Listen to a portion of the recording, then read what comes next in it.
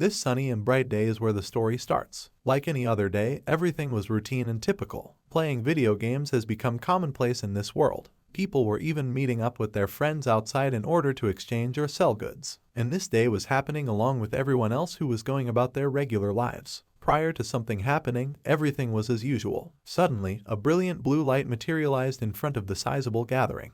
The main character in our story is this guy, and as he stared at this bright light, he got this perplexed expression. And with the light came an enormous amount of pressure. Everyone halted their activities, wondering if this was an earthquake or some sort of terrorist attack. They had no idea that this would be their last day of peace and quiet.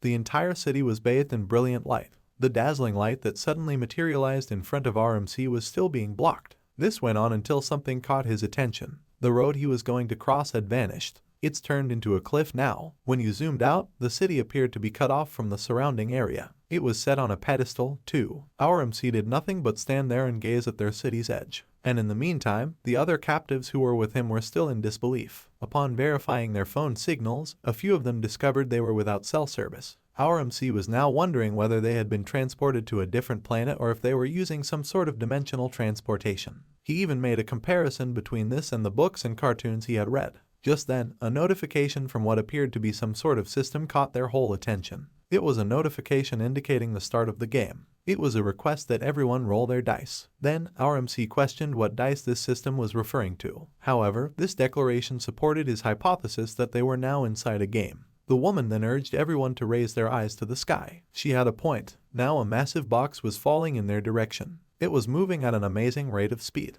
At that point, the guy assumed that these were the dice that the game was referring to. Furthermore, if the settings were further zoomed out, this object was in fact a dice, and it contains the customary numbering. The dice calmed down after a short while and revealed the number 3. The 8th pawn will now move 3 spaces, the system then informed everyone. At that moment, the entire world's secluded city began to tremble. Now, this appeared to be a board game. Additionally, it was discovered that each space had printed icons on it. Some had the appearance of swords, flags, and shields. After that, the entire pedestal moved to align with the 3 locations that the system had previously announced. At that point, the city's trapped citizens began to fear. They are completely clueless as to what will transpire next. Our MC, meantime, is wearing this composed look. As he began to assess the circumstances, he concluded that they had been called to a game. The fact that they weren't the players was the only issue. They served as the pawns being moved along the game board in this tale. Our MC also thought that the actual player in this situation was the one who threw the dice. In addition, he made a comparison between their predicament and the characters that players could select in the game.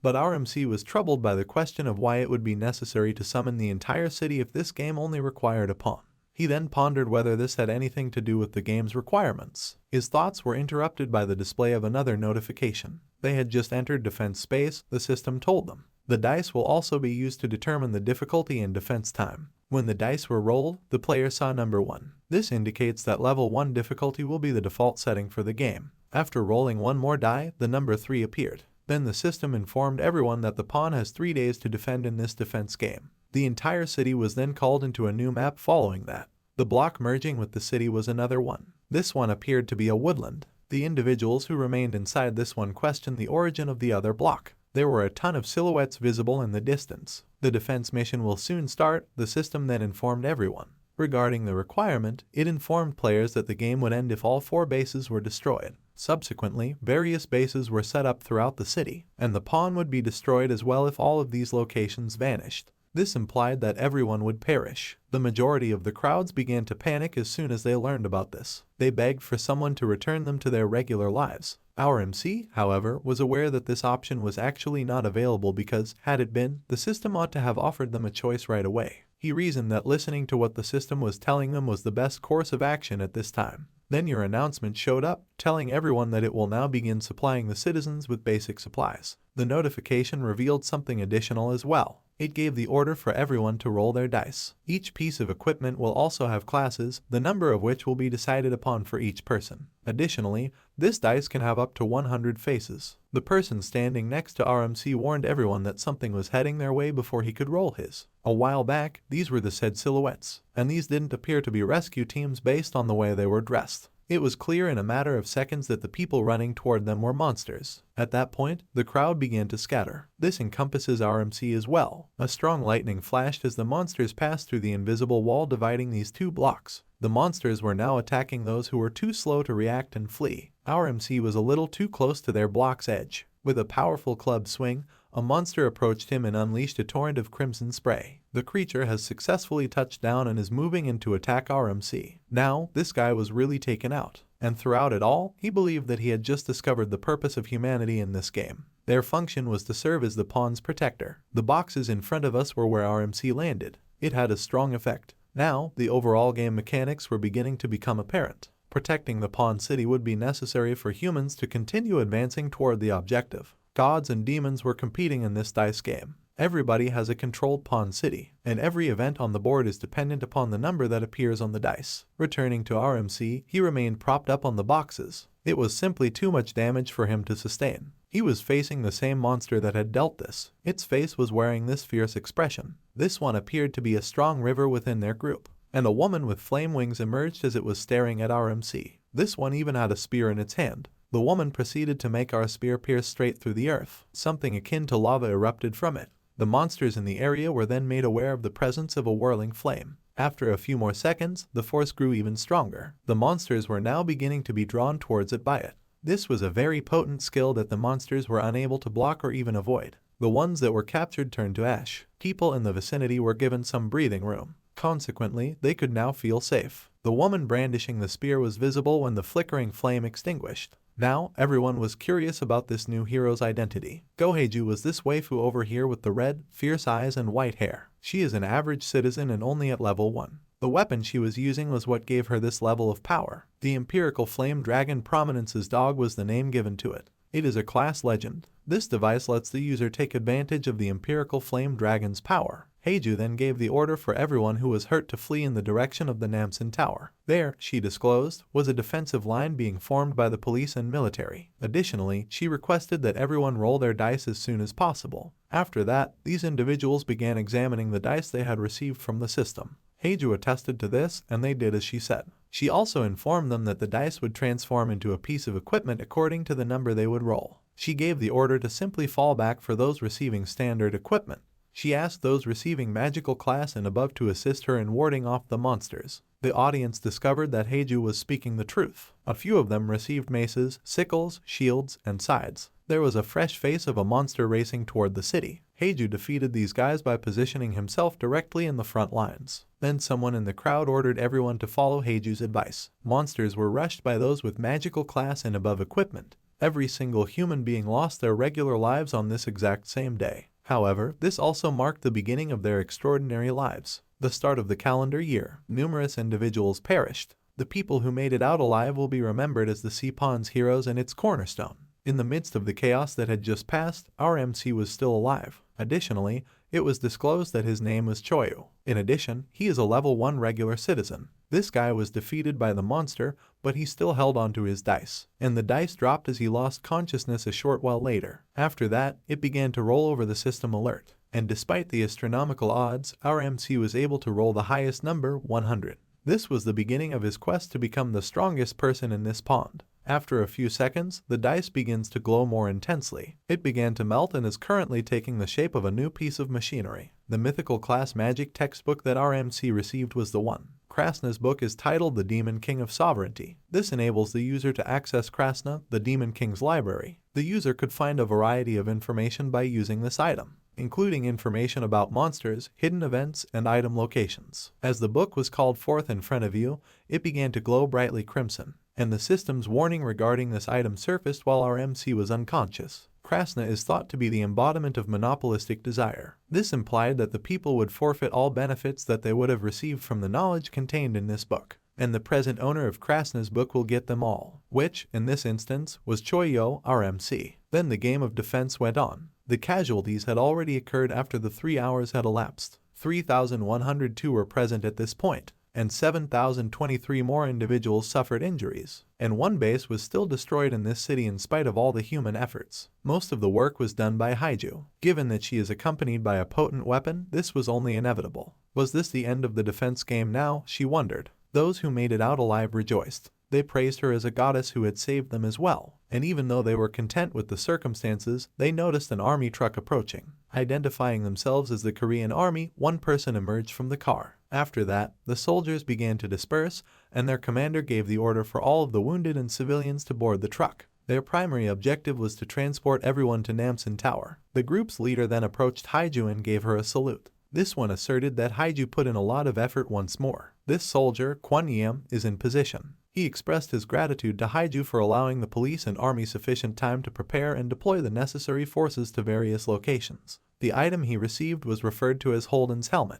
The heroic rank helmet that this item is. It keeps the user from becoming lost or feeling afraid or perplexed. Then, Haiju inquired as to Yoon's status regarding the battle. This person then replied that since calls and the internet don't work at all, they were still unsure of the outcome. They are unable to communicate with the other soldiers in any other way. Shortwave radios were established by the army as a temporary solution. They could anticipate reports from every location in this way. The soldier told Haiju everything and advised her to go to Namsan Tower for temporary shelter, but just then there was a shout from behind them. They should not go there, the voice from beyond said. It was none other than MC who made this statement. He regained consciousness and stood up. In addition, he was carrying the money he won from the dice. He disclosed that there was still more to the game. Yoon was able to alert them to the impending arrival of the stage's boss monster despite his dire circumstances. He informed them that the data was contained in the book he was currently holding. He further asserted that this book contained all of the writing, mission details, monster information, and the state of affairs as of right now. MC then presented them with the book to support his statements. However, from Yoon and Haiju's point of view, all they saw was a blank piece of paper. These two were perplexed and believed that perhaps only this guy could see the contents of the book. Yoon went on to say that perhaps this was more of a data book.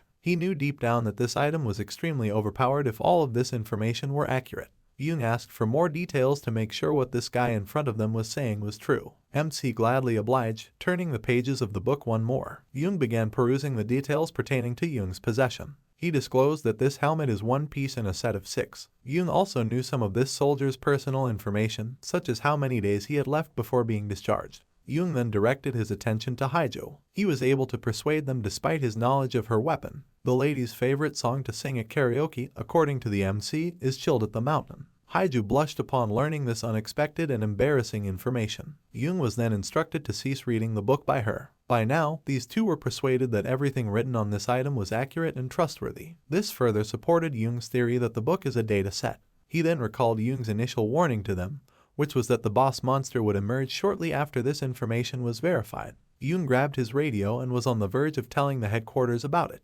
And somewhere in the midst of all of this, someone was thinking deeply. This person questioned whether he would now be regarded as a game bug. He said that he found solving the world's problems to be far too simple. This person also entertained the possibility that this was the reason why he was created the way he was. It appeared as though the game's creator discovered a bug that was isolated from the rest of the application. Then, this one imagined what he would do if given the opportunity to venture outside. Then there was an abrupt end to this scene. The next thing we knew was that someone was trying to get Yoon's attention, and he didn't realize this right away. Yoon was the one calling out his name. This soldier advised RNC that he was authorized by headquarters to execute their plan.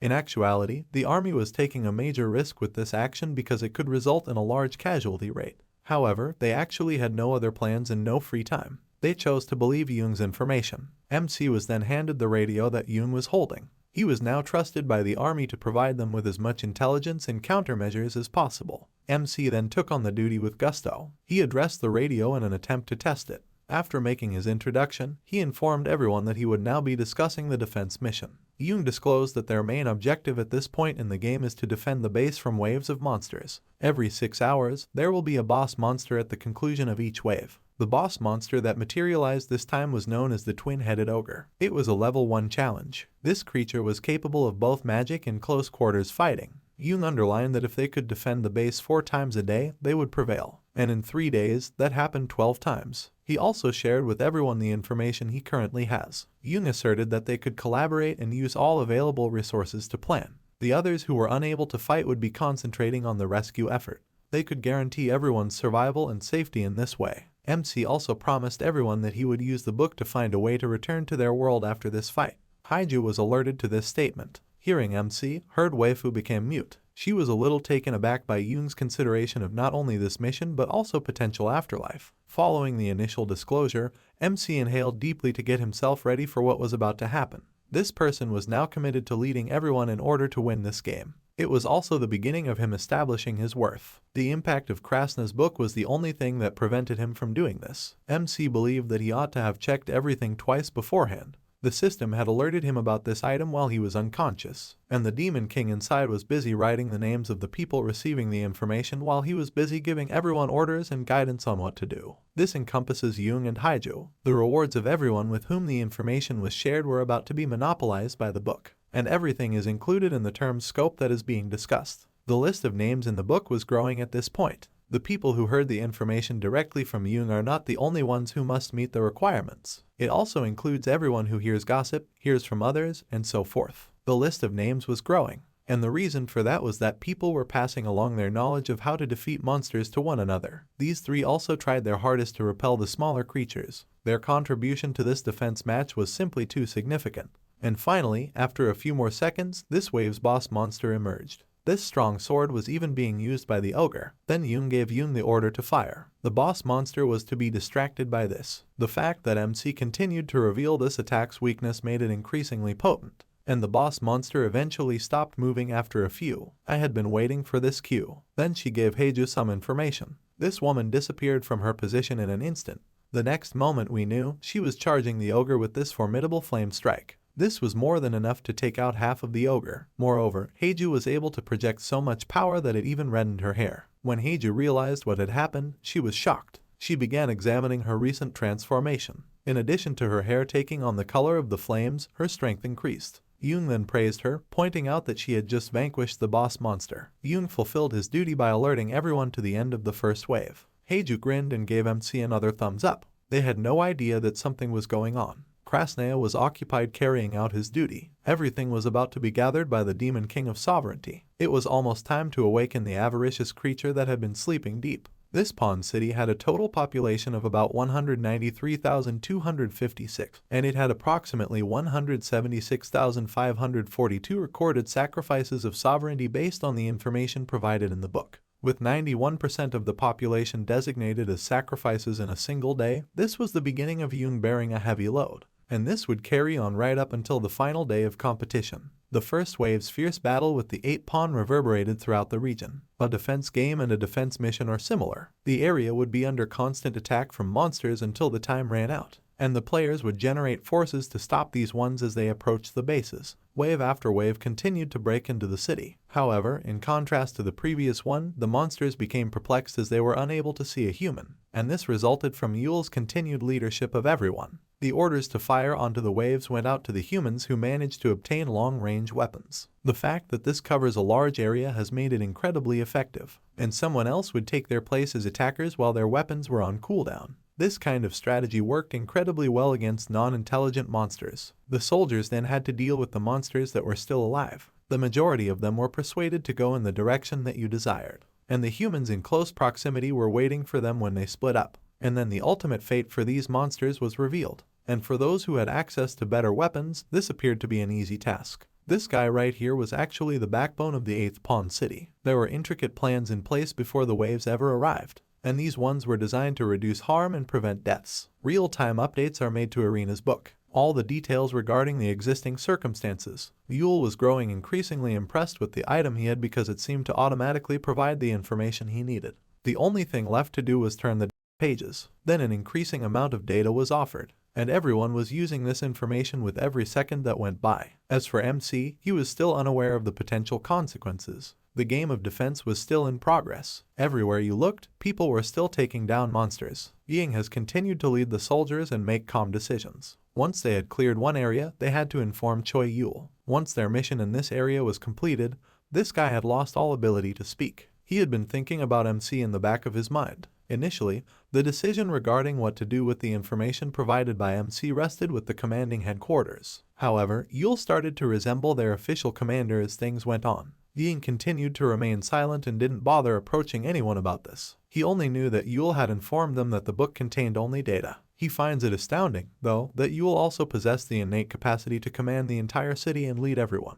He pondered whether the remarkable capacity for leading was also attributed to the book. Then, MC caught his attention and interrupted his train of thought. Yul informed him that it was almost finished with a smile. Then, Ying questioned MC about the impending arrival of the final boss monster. Although MC acknowledged this, she reassured him not to worry, and the soldier was perplexed by this statement. Yul then disclosed that one Go as Haju, which was presently dozing off at the back of this truck, is the one who will put an end to this fight. Then, a few hours later, this formidable waifu awoke, and when she finally opened her eyes, she was faced with an enormous rock monster. Haju let out a loud cry upon seeing this monster. This particular one was dubbed Billy the Giant. It remained a level 1 challenge. It was weak from birth, and his kind abandoned it. Its combat power was still insufficient despite its size. As soon as our sleeping beauty came to, Yul and Yim greeted her. Ying said that her timing was ideal because the flares they were using to entice and divert this monster were almost out of stock. Yul is informed in the boss monster's description that although it still lacks power, its attacks were still more than sufficient to destroy anything.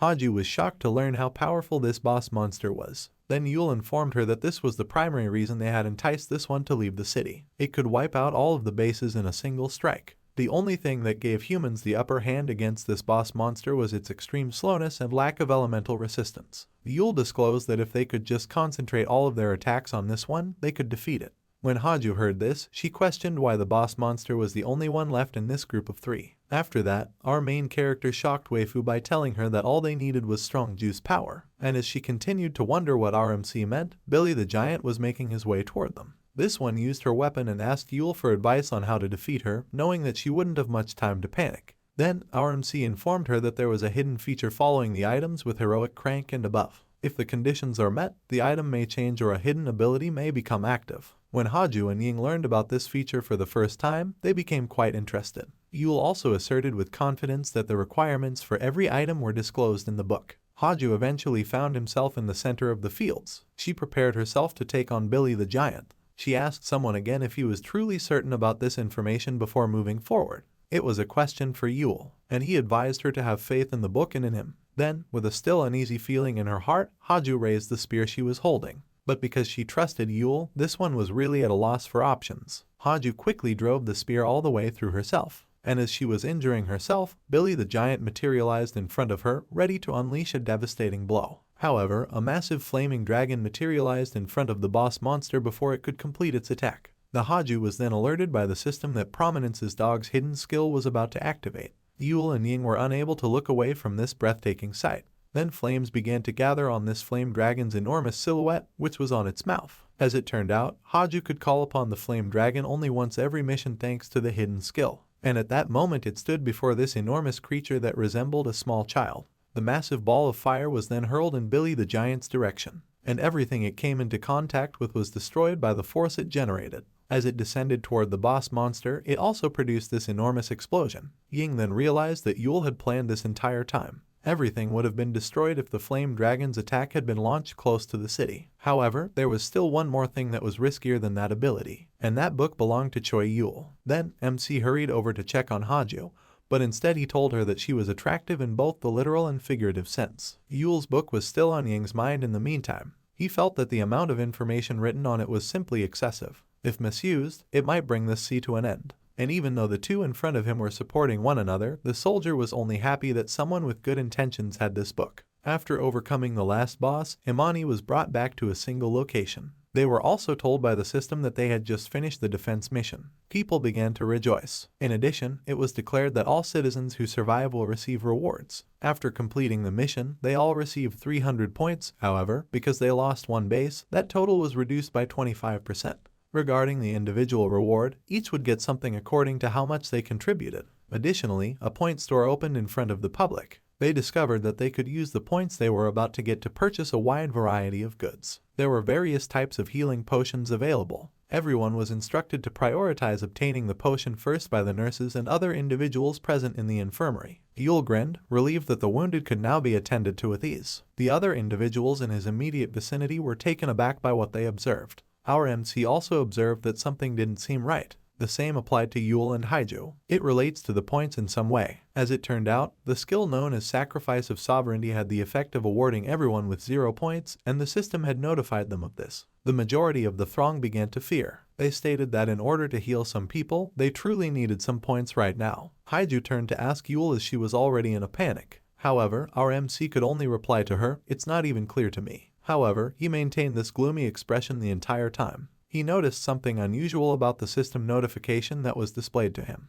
It was the forfeiture of sovereignty for skill. It told Yul that the rewards would increase 100 times if he could manage to sacrifice 90% of the citizens. The same notification was sent to everyone after a short while. It served as a sort of leaderboard for the players in the defense game who scored the most points. 2 persons were now on the list. These individuals survived independently and did not receive Yul's information. However, the system revealed that Choi Yul was the winner, having received the majority of the points. Our MC recently received an incredible 9,968,844,850 points. When they saw this announcement, everyone was in disbelief. At first, they were all in silence, but as soon as they realized something, a grim expression appeared on everyone's faces. People began to rush Yul, accusing him of stealing their points. In order to purchase healing potions, some of them were even pleading for a few points. Haiju and Ying attempted to prevent anyone from getting to Yul. Our MC attempted to defend himself by telling everyone that he was unaware of this feature and had no idea what this thing was. Then Ying stepped in and told him to stop acting so crazy. He recommended that they attend to the injured first. This soldier, wearing a serious expression, instructed Yul to distribute the points to those who most needed them since he was aware that they could be exchanged or given out. Our MC then consented right away. He didn't want anyone to believe that he purposefully stole the points. And as Yul was attempting to return the points, a notification from the system showed his item's passive skill. This one stops him from donating or sharing things, so it's a loss. Chaos already erupted among the crowd. They were requesting that our MC return their lost points. However, Yul was powerless to take any action during this time. Even though he attempted to purchase some potions and then give them to the people, his passive skill stopped him. Yul threw the book to the ground out of sheer frustration and annoyance. If logic was lacking in the situation, Haiju even contributed to its destruction with her flaming spear. Yul reasoned that by taking this action, the item's effect would disappear. However, it was evidently not the case. The book was beginning to take shape again. Then, our MC began flailing about the place. All he had ever wanted was to make it through this game,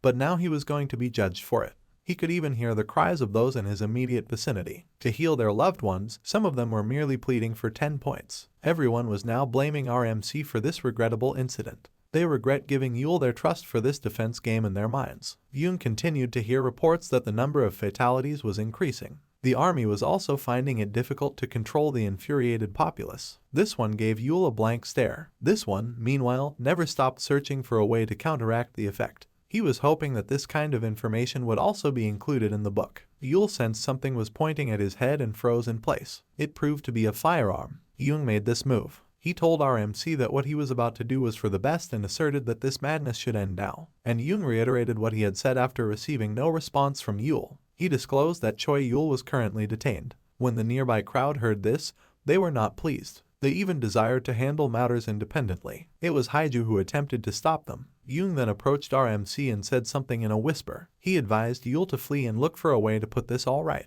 He asserted that this was their best option at the moment. Yul was astounded to hear this recommendation. He knew Yoon was correct, so he balled his fists. The throng was beginning to act more violently, and they will be able to get to him in a few more seconds. The system shop was then called by our MC. He used the points he received to purchase agility stats, and a brilliant red light emerged in an instant. Yul has at last left the region. They became even more incensed at this action. After that, notification noises filled the entire space. Everyone was also informed that the player assigned to this city pawn would be taking a turn in approximately 24 hours. Panic and worry were visible on their faces. They had no idea it would happen so quickly. Yoon wasted no more time in guiding the throng to a safer location. Haiju was left standing while everyone else was occupied with evacuating. She was still reflecting on Yul's recent experience and all the points he had received. The crowd subsided after a few hours. Everyone was now being asked to select their roles by the army. They had the option to flee or engage in combat. They were also instructed to never leave the evacuation center and to constantly check their status window.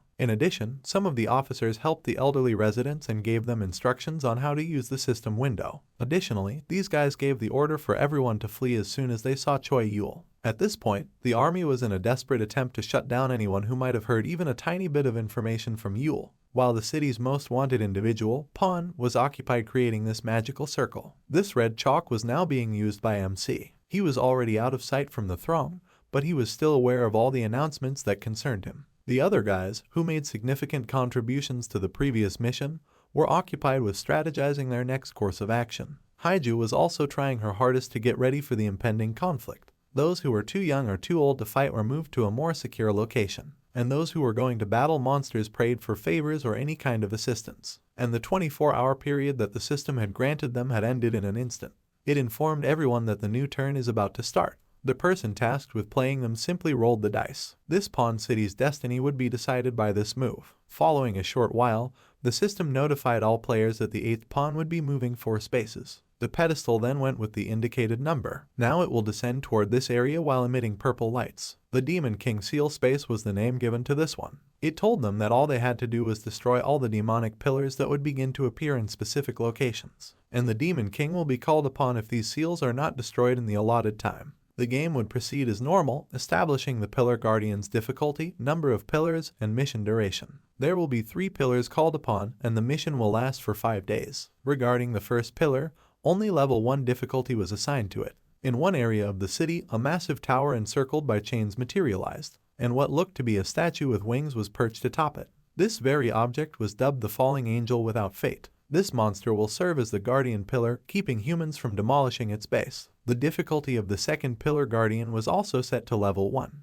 and this monster lived atop this tower that resembled a crystal. The Mad Brains were the name of the guardian who would be defending this one. It is a creature that is constantly producing new things, and the better its creations become over time. Lastly, the difficulty level for the final pillar guardian was also determined, and regrettably, level 3 was the case. Haiju and Yoon were taken aback by this notification. This tower contained the final demonic seal. The Goblin Swordmaster Jack, a level 3 guardian, was assigned to watch over it. This person has transformed their body and attained the pinnacle of martial arts. He is currently attempting to break the Demon King's seal in order to confront him. Returning to RMC, he witnessed every notification as well, and he was lying on the ground right here. This scene reminded me a little bit of the soul leveling scene. Yoon was grinning like this when the announcement was over. Yoon was informed that the civilians had begun attacking the pillars in the meantime. This indicated that the conflict had already started. The Fateless Angel was the guardian who took the initiative. According to the reports, they have attempted to stop the people, but they are simply too unpredictable. Yoon realized that their only option at this point was to support them. He then inquired about Haiju's circumstances. Yoon was told by a nearby soldier that she had already left some time ago. This person believed that things had truly gotten out of hand.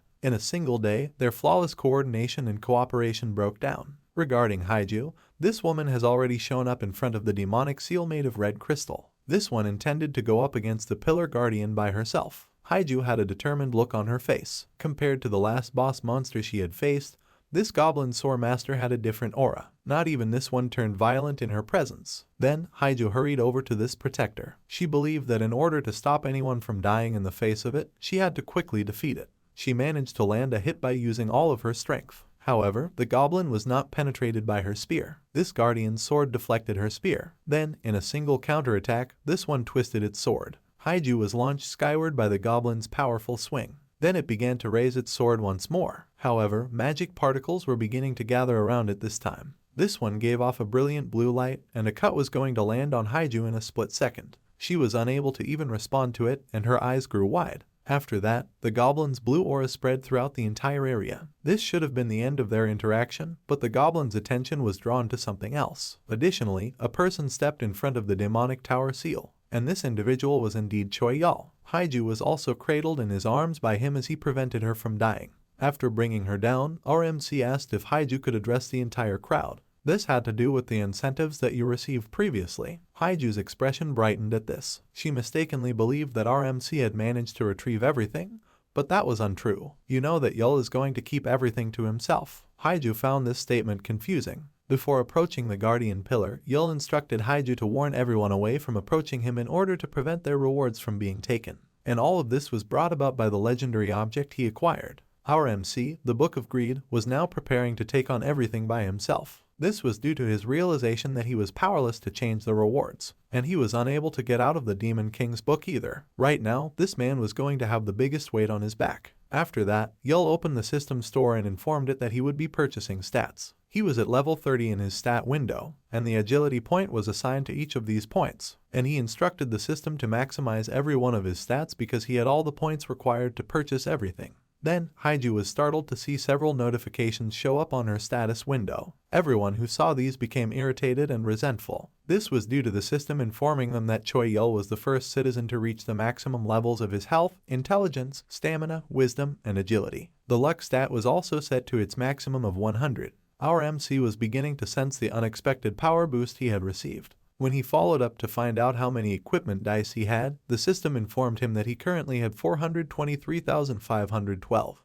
Yul then gave the system instructions to roll over every entry and eliminate those classified as magical. He would only require items that were above the heroic class. Our MC received 1,023 heroic and 142 legendary class pieces of equipment after all the dice were rolled. Then, a massive stack of system notifications materialized in front of Yul. However, he was about to summon the items he had obtained. Since he can't lose the skill, he would just use everything to his advantage in his mind. Now, Yul intended to seize control of all the benefits and authority that this book belonging to the Demon King could provide. The Goblin Soremaster smiled, sensing that something interesting was about to happen. We could see the most overpowered MC directly in front of him. A strong aura was already surrounding Yul's silhouette. This guy has decided what he wants to do. He would defend this city against this game and make every effort to return to his former existence. A resolute smile appeared on Yul's face. He was more than willing to accept it if it meant that this was the only way to atone for his sins. The Goblin Soremaster Jack, in the meantime, was only waiting idly for our MC to finish his antics. This one had a habit of only attacking people it deemed to be formidable foes. However, Yul apologized to him before they could even begin their fight, saying that he didn't really have much time to play with Jack right now. Subsequently, he donned a heroic rank shoe known as Magic Air Shoes. This device allows the user to leap and hover in midair. Man would always be consumed. Then, our MC leaped and was gone in an instant. He also informed Jack that it should wait for him here since he would be returning shortly. Haiju was still present and saw everything that happened. She became perplexed when Yul abruptly and carelessly left. The Guardian Pillar then took a seat once more, appearing unfazed by the events that had just transpired. Haiju became even more perplexed upon realizing that the Goblin Soremaster would essentially do nothing but wait. She questioned the sincerity of the Pillar Guardian's mindset. This guy was just hopping around the city back in Yul, and he reasoned that Jack wouldn't attack anyone unless it was attacked, so he brought everything under control as he walked up to another monster wearing his Jordan shoes. This angel here, who happened to be fateless, was our MC's target at that moment, but Yul already planted a kick on this one before the Pillar Guardian could respond. The shockwaves this attack generated demonstrated its impact. Yul grinned, realizing that this was all along his plan. He would simply go attack the other more belligerent guardians before dealing with the group of people who had lost their wards. They still harbor the same animosity for Yul. They were all resentful since our MC maxed out all of his stats using their points. But when they saw this fierce struggle taking place in front of them, their complaining stopped. Yul has persisted in his assault on the Angel of Death. Additionally, this guardian possesses a special quality that can only be revealed after meeting a prerequisite.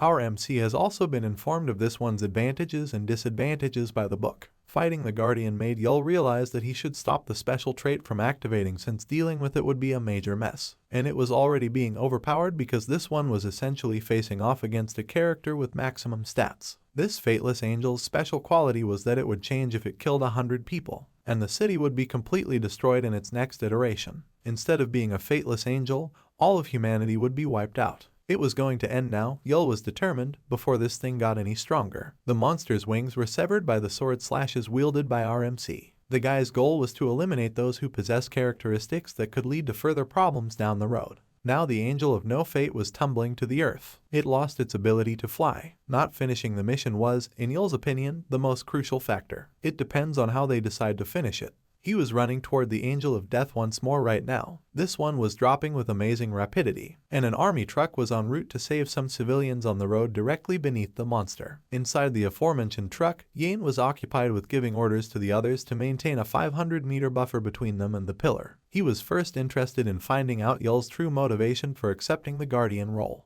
He questioned whether the guy had chosen to keep their points to himself or if he had finally found a way to return them. This guy remembered the look that Yul had on his face when they were terrified, and he believed that our MC didn't appear to be a villain. He also took into account Yul's extraordinary intelligence, and if he so desired, someone with the same power could even rule the entire city. However, this one was occupied defeating another guardian at the moment. The same applied to Heiju, who had also exhibited extreme uncontrollability. Yin then questioned if they would actually succeed in finishing this mission, and the battle between Yul and the angel continued as their truck traveled in a particular direction. The truck's driver turned the car around as soon as he noticed something. A flashing red light struck the ground and almost collided with the truck. This one generated more than enough force to send the army truck flying in the other direction. Even after the incident, Yan and the other soldiers appeared to be in good health. However, they were curious as to what transpired. As the soldier looked over the area where the beam had landed, he noticed a man's silhouette there, holding the same hail and wings as the Guardian.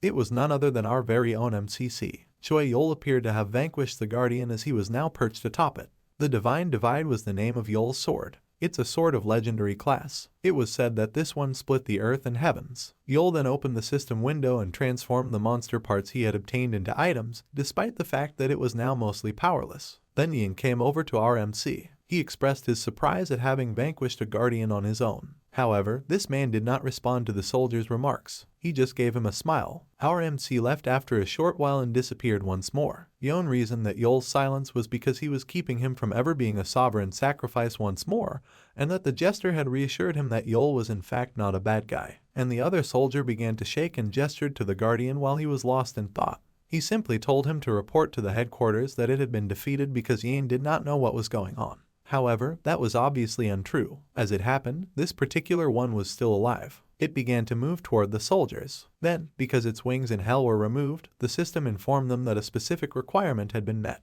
One unique characteristic that has been unlocked is corruption. The angel without fate changed into a different entity as a result. The Pillar Guardian appeared to be a brand new creature. This was dubbed the Corruption Beast from now on. It was also made more difficult to level 2. Yin remained standing in front of this monster boss. He mused to himself that life in the military was incredibly boring. Even though the monster's growl is strong enough to launch some debris skyward, they are soldiers and cannot truly retreat. With courage, Yin's squad advanced on the beast. Since there are only 3 monsters in this mission, he reasoned that they should be as challenging as a whole raid. Still, this man lifted his rifle and started shooting. Then he questioned Yul's motivation for entrusting them with something of this nature. While they restrained this beast, Yin also gave his men orders to summon reinforcements. With astonishing speed, the monster bounded out of the building in an instant. This creature attempted to launch an assault on the soldiers. Regretfully, they managed to avoid it. At that point, the entire troop began to flee. Their brains have been impacted by a normalcy known as fear, which has made them lose the will to fight.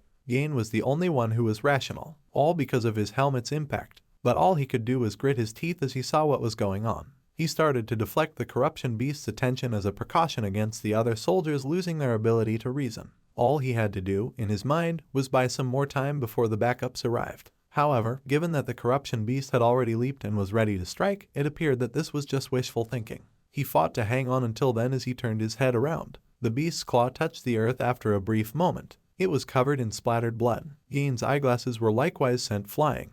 The corruption beast went on pressing its palm with its weight, and our MC was simply standing there with his book in his hands throughout the entire ordeal. He clenched his fist, and the book followed suit. "This just took care of one," he exclaimed. Returning to the beast, a bright light appears beneath its palm. A few more moments passed, and the Guardian's hand was repelled by the power emanating from this location. A hidden skill had been activated by Ian's Helden helmet, according to a system notification that surfaced. Then a hand clutching a flag appeared on the scene, and this came from Yan, the victim of that fatal blow. Regarding the hidden skill's prerequisite, the wearer must be in danger of dying from a dark or corrupting kind of attack, and he ought to be in charge of a party that has more than 5 members. This particular skill was known as Holden's Ghost. The Ghost of Holden will take possession of the helmet's user, giving him a 10-minute stat boost. Additionally, he would be more resistant to attacks from the dark or corruption. The corruption beast became confused as Ian continued to speak in references to the Iron Club goddess. In addition, a fanatical skill was used, possessing everyone in his party. After a few more seconds, the soldiers who had been running away from the Pillar's Guardian abruptly reversed their direction and charged the enemy, determined to destroy the threat. Yul, in the meantime, was still trembling while standing at the top of the structure. This hidden skill scared him more than he had anticipated, and Yan had recalled something before their fight could begin. At this point, he was speaking with his battalion commander, who made an automobile offer to him. Yan then reported to his superior that it appeared too big for a sergeant.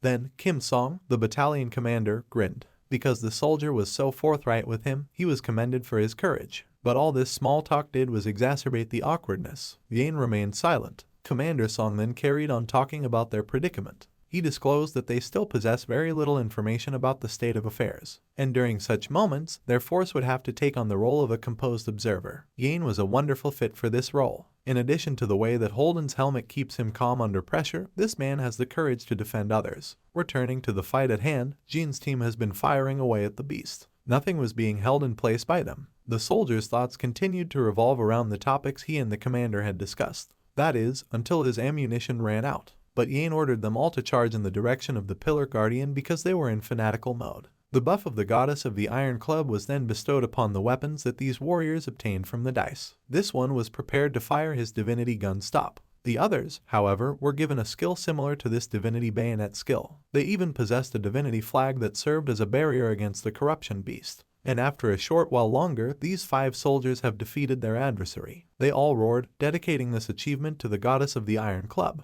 The entire city was then shown an announcement, which included Commander Song. He discovered that Kuan Yin was the leader of the party that vanquished the corruption beast. Then he told himself that he truly had a talent for seeing potential in others. Regarding our overbearing NC, he grinned broadly, realizing that he was correct. All he had to do was deplete the Guardian's stamina and energy to force Young's squad to finish the remaining battles. This guy also mentioned that the Guardian's stamina would not change even if they changed into new forms. He reasoned that the contribution of the previous damage dealer would likewise be reset when monsters transformed, similar to how he battled this Guardian when it was still in its angelic form, destined to die. This information turned out to be helpful since it established Young's team as the main force behind the beast's defeat. Now, they would also receive greater rewards. After that, our MC turned to ask someone what they thought of the plan he had just carried out. He was conversing with Jack, the Goblin Sormester. Since this was the first time a human had actually engaged in conversation with him, this one appeared perplexed. Then Jung said to Jack that learning that this Guardian was unable to speak frustrated him a little. Even so, he was happy that someone could hear his tales. Our MC talked to Jack for a while longer until they reached a point where he asked the Goblin if it wanted to place a wager. Choi Yul just boldly declared that he would even break the seal of the Demon King if he prevails over all of the Guardians. There was a lot of pressure on this statement. A person could not simply assert something he was incapable of. But this goblin gave him the impression that it was feasible. Meanwhile, somewhere else on the map, a flaming spear was in the act of being swung. Its level 1 difficulty slashes struck the anti-human machine precisely, dealing substantial damage. This flame dragon goddess quickly defeated numerous of these machines by going through them. Haiju left after that and got a call for help, but she was already losing strength. She also questioned whether this conflict would ever truly end. Machines kept popping up one after another. Additionally, as time went on, these ones continued to get upgrades of some kind. Haiju was considering stopping the battle before it became more dangerous, but the Guardian Pillar's production was moving too quickly. She then gave the order for everyone in her immediate vicinity to leave. But there was no listening on these. They believed that she was only interested in keeping herself rewarded. People kept running in the direction of the machines. Since they needed points to purchase potions to heal their loved ones, the majority of them were already in a desperate situation. These two, who were hiding behind the tower, were among the aforementioned individuals. They both took up ideal positions and prepared their crossbows. These possess a fixed effect that amplifies their damage based on the other players using the same equipment. However, the insane Brain Guardians had turned to face them before they could launch their assault. They were unprepared for this and froze where they were. Then a strong beam of light was directed at these people. Fortunately, Haiju arrived just in time to use her fabled spear to deflect the attack. However, it was clear that Haiju was having trouble because the beam's power was simply too great. A few seconds later, there was a massive explosion visible in the vicinity. Haiju's severe injuries were also disclosed. This person's clothing was even burned during the attack. Then she kept her cool and was ready to order these ones to get moving. However, as she looked away, she saw that they had left already. They were even wailing for assistance. Haiju laughed a little for a while as a result of this, lightening the mood. Mad Brains had its sights set on Haiju even as all of this was going on. This Guardian of the Pillars had already begun studying Haiju. This comprises additional analysis, attack patterns, user level, and her status. Mad Brains started moving again as soon as it was finished, and a new machine was being made this time. The purpose of this is to counter her. Haiju saw this and decided she had to turn the machine off immediately. However, Mad Brains were aware of what she was going to do and warned all the other deployed machines. And a short while later, everyone was running in Haiju's direction. By fending off all of the blows that were directed at her, this strategy kept the woman busy. She didn't panic, though. She even believed that this was the ideal chance. Her eyes and hair turned red as she then unleashed more of her power. Haiju took advantage of that brief exchange because all the machines had congregated around her. Once more, a strong flame attack was cast. Haiju was able to take down each and every machine in one sitting. She also requested that anyone who was still in the area begin their evacuation as soon as possible while she was at it. Then she hurled her spear up into the sky. Since her spear was now pointing in the direction of the monster, everyone in her immediate vicinity realized a devastating attack was about to occur and fled for their lives. With every second that passed, the spear's flames got stronger. It was directed towards insane minds, and in an instant, a blinding explosion was observed in the vicinity. This was simply too strong. The shockwave the tower produced even sent members of the fleeing crowd hurtling through the air. Regarding Haiju, she noticed something that amused her and caused her to chuckle ironically. A strong shield was in front of her, deflecting her full force of attack. The guardian of the pillars and the tower were unharmed. There was also a machine visible, flying inside the shield. The term AGM refers to this new and improved kind of device. It stands for Haiju Machine Anti-Go. AGM was outfitted with Dragon Slayer weaponry and possessed fire resistance. Its focus will also be on tracking and identifying Haiju. This woman's eyes grew wide as she became aware of something. She just saw the machine inside the shield, and it's already moved to stand beside her. Haiju automatically raised her spear to deflect any attacks from this new foe, and she did so perfectly. AGM delivered a strike, and the force of it was sufficient to send a guarded Haiju flying. This woman was already unconscious from the injuries she had sustained and the weariness from fighting off the monsters. However, this is what she saw before she passed out. Just now, a well-known figure surfaced and was perched atop the pillar guardian. There was a red streak of slashing that was nearly deadly precise. It dawned on Haiju then that this man was Choi Yul, and RMC was already holding the head of Crazy Brains at this very moment. Her vision was growing more hazy as she wondered what had happened. A brief while later, Haiju received a strong beam at her location. Given that the purpose of this machine was to defeat Haiju, this attack originated from the AGM. However, all it saw when it got closer to the scene of the woman's fall was a patch of blood. Following this, its system notified AGM that its target had vanished, and it promptly engaged its tracing senses. This pillar guardian has already lost its head in the interim. Its body's wiring was already broken, but then something occurred. The system indicated that a characteristic known as the Insane Order had been unlocked. Now, it will build the most recent machine it has made twice as quickly and with twice as much output. And in a matter of seconds, these machines were overflowing the entire space. Without the destruction of the main unit, production would never stop. Our MC, in the meantime, was simply relaxing and gazing at the Demon King's seal. This guy was deep in contemplation. He was now of the opinion that more people were hiding in fear because the tower took longer to fall down than he had anticipated. Regarding the first tower, the throng continued to make every effort to bring it down. It was simply too sturdy, even though they were already exerting a great deal of their powers to hit it. Since there were more unstoppable machines flooding the area in the second one, more chaos broke out. The assembly faltered even more. Now, all these guys were attempting to do was buy more time. Thankfully, the backups are here. 3 army trucks materialized in their wake. Yul continued to watch everything. He believed he could simply finish and take down every tower, but that would be pointless. Our mayor was aware that he needed to take different action if he truly wanted this city to survive. He believed that the city as a whole needed to get stronger, and he had already begun his plan with Yim. This man in front of you is the one who will ultimately develop into the capable leader Yul has been waiting for. And this woman right here, she's going to be the winning unit that gets everyone to the finish line. Haiju awoke a few moments later. She questioned her own survival. She then began to stand again and asked the person next to her if they had saved her. But before she could say anything more, the person standing next to her identified himself as Jack, the Goblin Sormaster. Haiju recoiled a little as she realized how unexpected the scene had been. However, after recognizing that she was safe, Jack sighed and told the person in question to stop talking.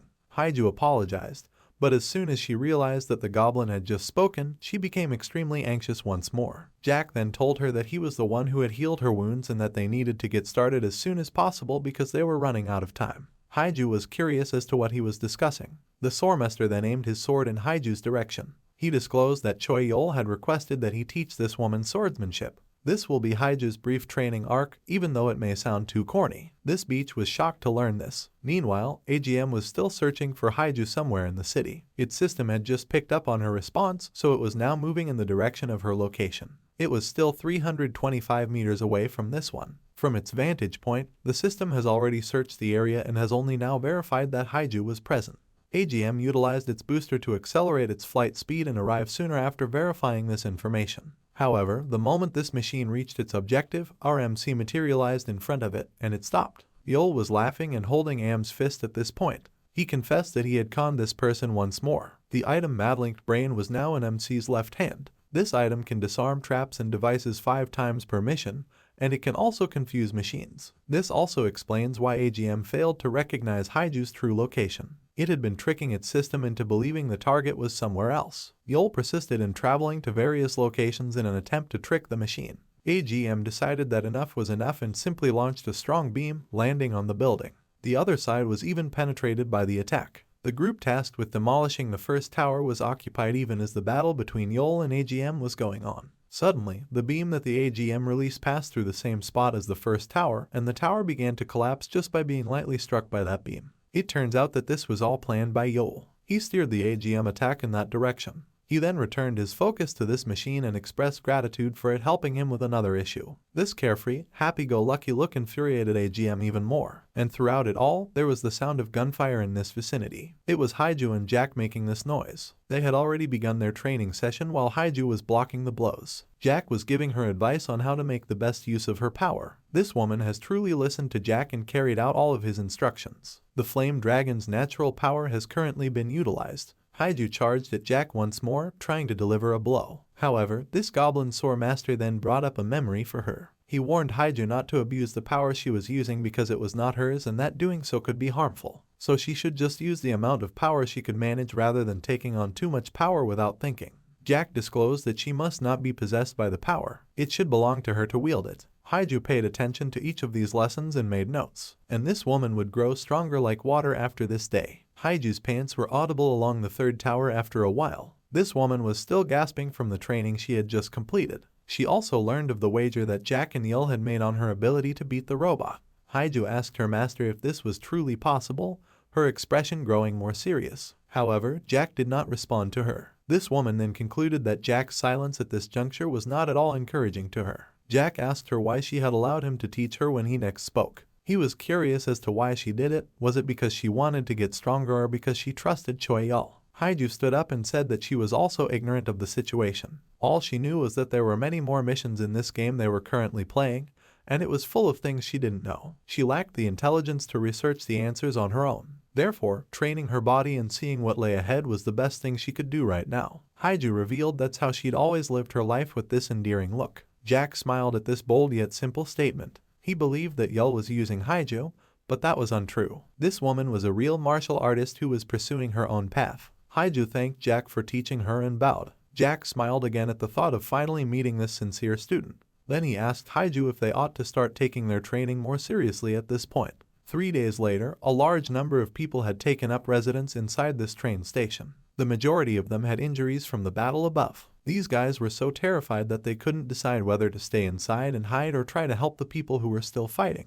If they could make it past the stage, their main worries were about the contribution points they would soon get. But the trembling ceiling above them interrupted their conversations. It has been destroyed, and something has come through the station. This one was even brighter than the others. The robot that had been searching for Haiju was the one in question. Finally, AGM found where humans were hiding. Then it began examining every individual in front of it, and it fired a strong beam the moment it detected even the slightest hint of anything that might be connected to Haiju. AGM noticed movement in his target. As a result, it had launched numerous attacks in response. The only issue was that there were a lot of injured people in this area. Some of them could be struck by these beams by accident and sustain injuries. Its system detected that it had already hit the target a short while later, at which point it ceased attacking. But as it looked around more, all it could see was the insane brain's head resting on the ground. This notified AGM once more, and before it could begin its frantic search, someone else entered through the opening it made. Additionally, the system verified that it had picked up Haiju's signal. Then, the crowd pondered who this person might be. The one who recently arrived is the focus of attention for a GM.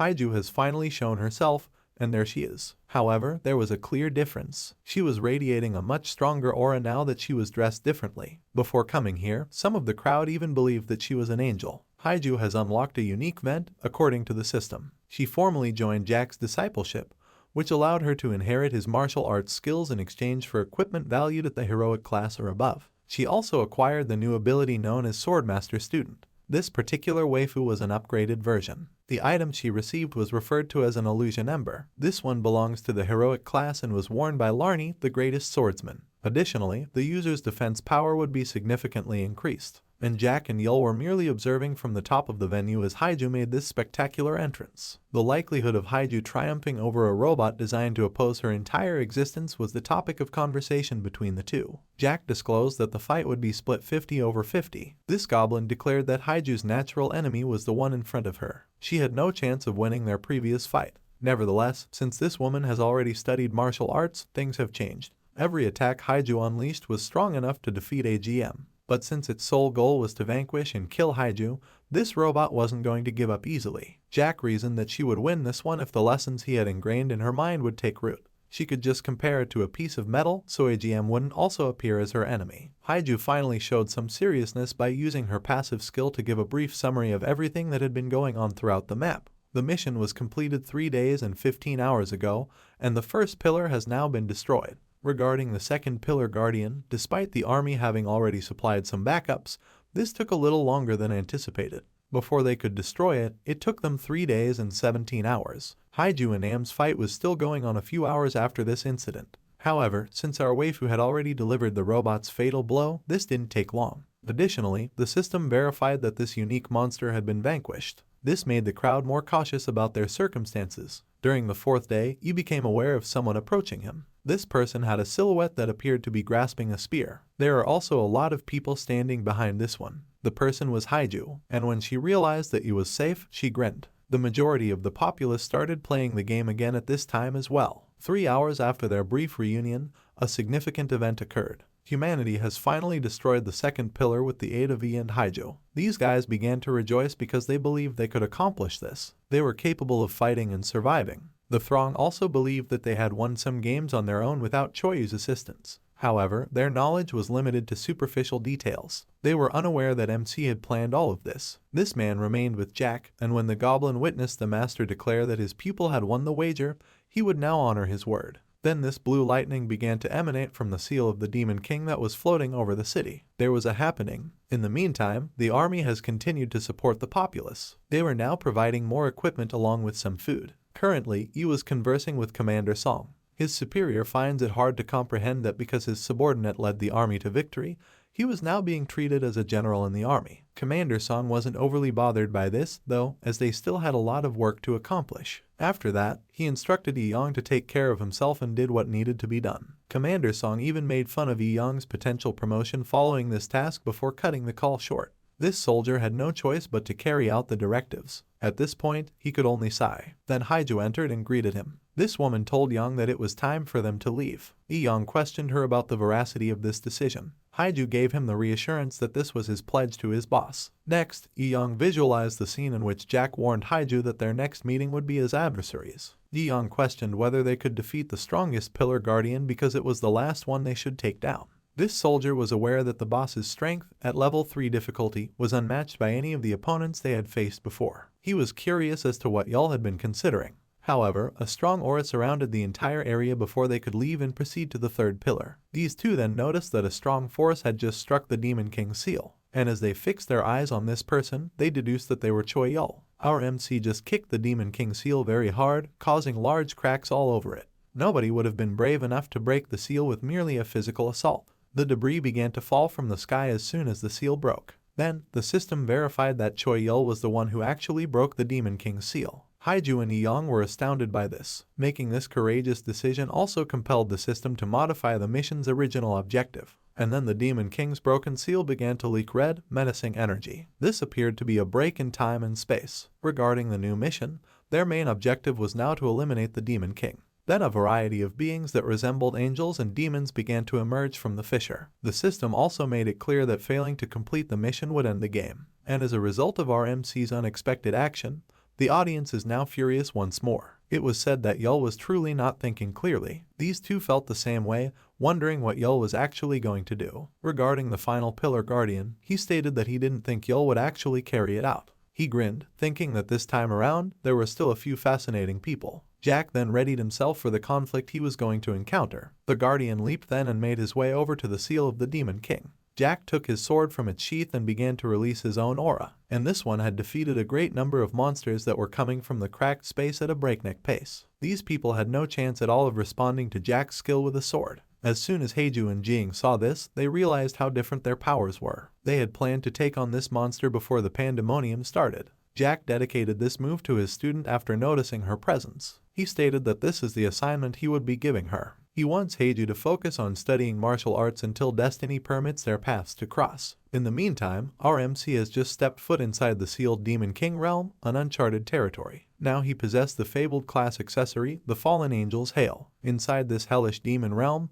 this was what kept him safe. Yul discovered this creature standing in front of him as he meandered through this area. This, he said, just made things even easier than he had anticipated. At that point, Yul began yelling at the creature to get its attention. As it happens, the Demon King was this one. This gave our MC the chance to inquire as to whether the other person knew Krasina, another Demon King. Then this eerie Demon King turned around to show off its enormous frame. In response to Yul's inquiry, he also said that he was unfamiliar with the name. This one also questioned how a human could have arrived here. This one was called Kedambaba, and he is the demon ruler of power. The difficulty level of this boss monster is level 6. Yul looked disappointed, having come to the conclusion that demon kings dislike socializing with one another. Upon realizing that his query had already been addressed, our MC pivoted and remarked that it would require some time to obtain additional hints regarding this book. However, he turned around and apologized to Kedambaba for interfering with his meal before leaving the area. Yul added that the true adversary of the Demon King would soon arrive. Kedambaba then grinned and gave himself a head scratch, feeling a little awkward about the whole thing. However, as soon as this one started charging at our amiable and carefree MC, the atmosphere in the area changed. Yul's eyes grew wide because he had not anticipated the Demon King's petty maneuver. Jack had at last arrived at the top of the Demon King seal during this time. As soon as he touched down, he heard loud noises. This person's expression revealed what was actually going on in this location. Already, there is blood all over the place. This look of anger was on the face of the Demon King as well. Yul was simply standing there, facing Kedambaba. The larger picture was then displayed, showing that the Demon King's fists, which he had been constructing his entire life, had vanished. It was his blood that was spilled. Our MC said, moving according to his instincts, with his fist clenched. He believed that this truly went against the regulations. Kedambaba was obviously perplexed and lost, wondering how a human could possess such power. Yul then apologized several times while insisting that everything had been an error. He wanted to calm this Demon King down by explaining things to him first. But Kedambaba was now furious, indicating that this strategy was obviously failing. He also began to regain the lost clenches on his arms. Then, turning around, our MC asked Jack if he would like to switch places with this goblin swordmaster. Jack responded that the Demon King didn't seem to want to let him, but he still wanted to. Yul grinned clumsily and concurred with what Jack had said. Kedambaba was also charging at him with a powerful strike. This one was a little preoccupied because he believed that everything had changed at the last minute. The Demon King's blow was then cheerfully received by him. As he was launched into the air, he thought back to the scenario he had planned. It was said that Jack and Kedambaba would fight each other one-on-one. The martial artist's fate is a secret event that would be set off, and this one would force the Goblin Swordmaster to use a move that would cause both the Demon King and himself to be destroyed. The rewards would also rise significantly as a result of this event, and the citizens would receive all of these points. But that plan was out of the question for now. While Yul was still lost in thought, the Demon King carried on attacking him. This guy wasn't even attempting to stop Kedambaba's blows. The armor our MC was wearing has a legendary grade, the system then revealed. The name of this was Einherr Battle Jacket. This is a weapon for the gods' war in the selected waters. Yul believed there was nothing he could do about the lost special event as he kept letting the Demon King land multiple attacks. Then it occurred to him that he should just wait for everyone to gain hunting points in order to put an end to this conflict before anyone perished. Jack observed as the Demon King appeared to be simply giving our MC a massage. He was at a loss for words since such a thing shouldn't be possible. In the meantime, countless numbers of monsters were being vanquished outside the demon realm. The citizens were still receiving assistance from the army in tracking down and evacuating these individuals to a safer location. The person in charge of this team was Ying, but he was simply too exhausted right now. He thought these were all easy to deal with as he stared at the monsters they were about to face. Their infinite number was the only issue. He was aware that humanity would ultimately fail if this conflict continued for a little while longer, all of which resulted from Choi Yul shattering the seal of the Demon King. This also caused her to see the city's recognized enemy. However, he continued to have faith in Yul until someone perished from this. Someone has just landed on a car in the other area of the map. It was Heiju, this one, and she was guiding a group of people in the rescue of some of the trapped citizens. This woman also dealt with the monsters that lurked around. Using a single, round cut, she dispatched them all. The creature with burnt wings collapsed onto the earth, and Heiju would lead the citizens to the nearby shelters once they had made sure all of the adversaries had been vanquished. She also overheard these people's remarks, which concerned Choi Yul breaking the seal of the Demon King. These people were not amused by it. Heiju sighed, realizing how unpleasant it had been to hear some negative remarks about Yul. However, someone subsequently asked her if she would just overlook those. This woman over here, who was munching on some chips, admitted that she had anticipated Heiju blowing up after hearing those remarks regarding her boyfriend. This woman's name was also Kang Ju. Then, as Heiju denied that Yul wasn't even her boyfriend, she flushed. Then, as she repeated what Heiju had said, Ju's gaze was fixed on her. Ju then handed the woman the chips she had been eating. This action perplexed Heiju. She subsequently disclosed that this was her method of giving Heiju thanks for saving her life. Additionally, she thanked her ahead of time for guiding them to the safe area. However, Heiju discovered that there was only a half of the chip left inside when she went to eat it. Our MC, on the other hand, was still in the demon realm. Jack began using his sword because he could no longer stand to watch him take the Demon King's blows. The Goblin Sword Master moved forward and signaled to our MC that he should back off. This was not what Yul expected. Then Jack made fun of Yul, saying this human was starting to like him. However, that was untrue. Our MC was only concerned with his moral compass. The goblin went on to say that he believed Yul might have invited him out for a drink if they had crossed paths in a different reality, and this man's conscience suffered serious harm as a result of these remarks. Jack then bolted in the direction of the Demon King. Yul attempted to stop him, but in vain. Then, even though he could have defeated the Demon King in a single blow, this guy felt bad for allowing the goblin to battle it. Now, our MC was seeing a vicious brawl break out between Jack and Kedabamba. It was already too late to start the hidden special event at this point. He was too full of guilt to do anything but face bomb himself in the face of this predicament. Suddenly, the Book of Krasinathans began to shine. This one reacted as a result of our MC being informed by the system that Jack has reached the maximum level of friendliness. The hidden ability of Krasinathans was triggered. After that, Yul opened the book and looked over the details. He grinned broadly, having deduced something intriguing. Jack had already been beaten in the interim. This goblin came to the conclusion that Kedabamba truly deserved to be called the Demon King. But even so, he rose to his feet and faced this enormous creature with a raised face. Jack tightened his grip on his sword, knowing that this was his chance to unleash his greatest maneuver. The sole issue with this was that it would also endanger his life. Then the resentful master of this goblin recalled the friendship he had with his friend Yul and his pupil Heiju, and it offered him the bravery he needed to face death. But the Kedambaba's head was already launched into the air before he could apply his talent,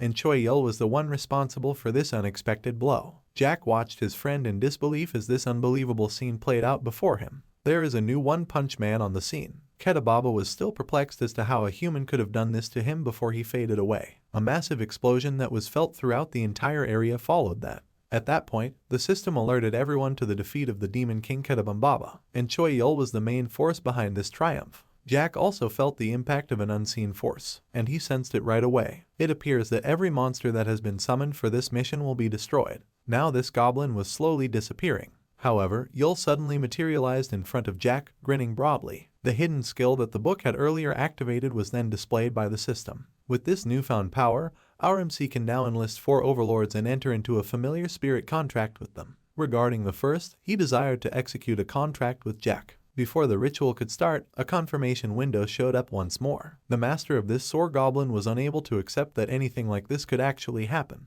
The demon realm completely collapsed a few seconds later. All by herself, Yul fell freely there. Additionally, he mentioned that people currently detested him. He even formed a monsters alliance. Jack's image was contained within the Krasina book. This implied that our MC could call upon him at any moment. Yul grinned as he realized that he was becoming less and less of a human as time went on. Subsequently, an announcement window materialized, displaying and computing all of the points they had accrued. Now, every citizen would receive a minimum of 800 points. Ying finished third among the top scorers for this mission, earning 3,245 points. Heiju placed second and will get $4,543. Yul was the top scorer and would receive about 220,000 points, as was to be expected. A few individuals who witnessed this had this sour look on their faces. I was getting frustrated with these inconsiderate beasts all the time. Happily, we had the good fortune to witness the flame dragon goddess Heiju, and Jiwoo was among those informed that they had won this round. This woman was now sitting at the building's edge and glancing at Yul. She questioned whether this guy was actually the prodigal son or if he was just setting off a chain reaction. Nevertheless, I believe that this woman would play a bigger and more significant role in the future. Regarding Ying, he was happy to see that everything turned out as planned. Then, despite his lack of gaming experience, he realized that their current predicament appeared to be this. He stopped then, a huge contingent of soldiers defending a single base, and resumed his thought process. He questioned whether this was a true game in which the existence of a supreme unit similar to Yul was permitted. This guy leveled up to maximum right at the beginning of the game. He was also intelligent and strong enough to overcome a demon king at such a young age. This phenomenon was made possible by the beings who were engaged in the game. The system had finally alerted these beings that it had discovered an abnormal unit following that unbalanced battle. Then the maximum stats of Choi Yul appeared in front of them. Even his PFB gave the impression that he was simply lounging around. After that, the system prompted them to select the course of action they wanted to take against this unit. There were 4 choices: destroy, reset, postpone, or call forth. The creature was now considering his or her next move. Then the face of our MC was revealed once more, and a few seconds later the creature had made its decision. And the goal was to destroy the set after pressing the button, overpowering the computer. Choi Yul sensed a strong pressure surrounding him. His normally serene and carefree demeanor had vanished. He readied himself in case an unforeseen threat materialized. But nothing took place. When Yul landed on this building, he was still reflecting on the strange sensation. The system informed him that the command this person wanted could not be executed, giving him the impression that he was being watched. This powerful being was clearly irritated by the air, and unable to accept what had happened, it attempted to find more ways to break the law. It then proceeded to thoroughly inspect Yul. At that point, the system displayed brand new data regarding RMC. Now this guy over here was being classified as a hidden unit. He was hidden from the other players in the game by the player assigned to Yul's city. The game returned to normal after some adjustments were made in favor of Choi Yul, and since there is only one more game, everyone who contributed got their prizes. And their points weren't taken, in contrast to the previous instance. Some of them went right out and bought healing items so they could regain their health and stamina. Additionally, an announcer made an appearance. He made use of the magical class tool known as Messenger's Voice. This made it possible for everyone to hear his voice in far-off places. He just made an announcement regarding the reward dice that they were receiving from the system. As it turned out, there were 7 classes of dice. Each one is in line with the highest item rarity that a unit is capable of achieving. The 4, 6, and 8-faced dice made up the first set. The next set of dice had 10, 12, and 20 faces. These were the ones that gave units access to items of the legendary class. The 100-faced dice were the last kind of dice. This particular dice first surfaced at the beginning of the game. The tools, equipment, weapons, and other items are generated at random. Obtaining highly rare items does not guarantee that they will be truly helpful, as Ying discovered this time. This one was a heroic class tool known as the Destiny Spork. This item was only useful in that it would always return if the user misplaced it. There's never a dirty spork here. People in the vicinity have rolled their dice to receive additional items, and others have begun trading with each other because it was too arbitrary. Ying also noticed that some people were already looking for party members, even if they had just finished a mission. In fact, some of them were offering to defend the shelters. The soldier then remembered an incident from just a short while ago. He questioned Haiju about how certain she was of her choice. Haiju attested to this and informed him that she was unfit to serve in the armed forces. She was also thinking about those people who were still hiding out of fear in another location. She desired to assist those people. Haiju gave Ying the assurance before departing that she would always support them on missions, easing his concerns. Ying believed that people were slowly adjusting to their unreal environment. Regarding MC, he expressed his satisfaction that everything worked out well. He remarked that the citizens' start was going nicely. Both the military commander he required and the champion who will be the driving force behind the missions have assumed their respective roles. El then considered his next course of action. This was the scenario's most crucial element. He was aware that the populace might end up demolishing the entire city if his intended setting for it doesn't work out. Now, this guy was deep in thought, brainstorming, when someone prodded him. El looked around and noticed a young woman standing next to him. This woman was none other than Kang Jae-woo, the same individual that Haiju previously saved. Then, she grinned broadly as she greeted MC. Then, in a panic, El looked up information about her in the book of Krasina. He managed to obtain some fundamental ones, such as her level and name. But aside from that, MC was perplexed as to how this woman had arrived there. Jae-woo responded by saying that she had just climbed up. Following the presentation, Jae-woo leaned in closer to MC, and this created an awkward atmosphere around them. Jae-woo remarked as she was staring at El that she had expected him to be crying because he was being kept apart from the others, But that was not the case. She came to the conclusion that the man may have been accustomed to living alone for a considerable amount of time because this was how he had lived his life. Yal questioned her about the meaning of her statement, but Jai-woo remained silent. She continued by telling him that she wouldn't be telling him why she had come to see him today, and this only served to further perplex MC. Jai-woo then dared Yal to use the Book of the Demon King, realizing that he had no idea what she was truly thinking or planning. However, MC disclosed that it would be impossible because human thought processes were not thought to be included in the data. That was a relief to this lady, and since she had finished checking Yal, she got ready to use this rope to exit the area. She added, "All I wanted to see was his face," to MC. Jai-woo sprang and made use of the rope, but before she left, she said something about chosen the hard way even though he had the authority to govern the area. When Yal saw the woman coming down the building, he became frightened, and she vanished a short while later. Yal found this woman to be incredibly strange and frightening. Then the day went by without incident. People were able to rest and get ready as a result. Notifications resumed appearing a few hours later. This one declared that the city had just gained 1 experience point, raising its level to 1. The citizens will be able to benefit from many more advantages as a result. The first was the ability to alter the size of the status window. Users could now also access the block feature and friend edition. Features for calling and texting were also unlocked. Regarding the city, all of the damaged areas would be partially restored. Yal, meantime, remained perched atop the structure. He learned that the city gains experience points in proportion to the amount of money its residents spend while reading up on this city leveling.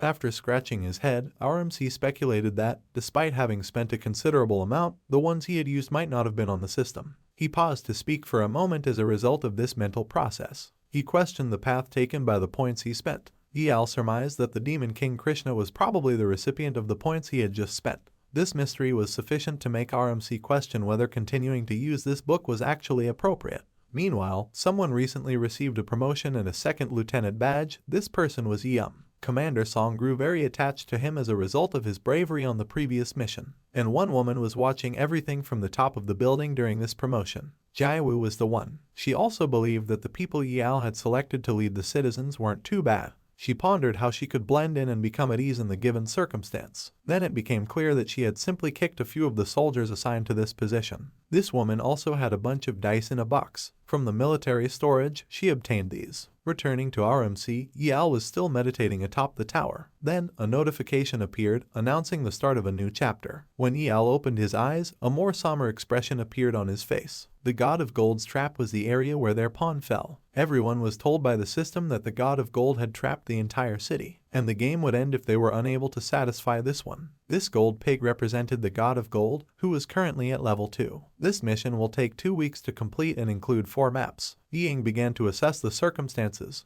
He had no idea that missions could go beyond 7 days. Their status window then displayed more details. Units had to search the summon map for treasure and bring it to the city. The worth of every treasure would be directly correlated with the gold god's satisfaction. Since there were no monsters that would reappear within the city, the residents began to consider what steps they should take next. They all believed that they could pass this one by waiting for the others to finish. The God of Gold became irritated with this line of thinking. Then the system let everyone know that this mission did not have a shared reward. They all put forth effort and made an effort to bring treasures to the god.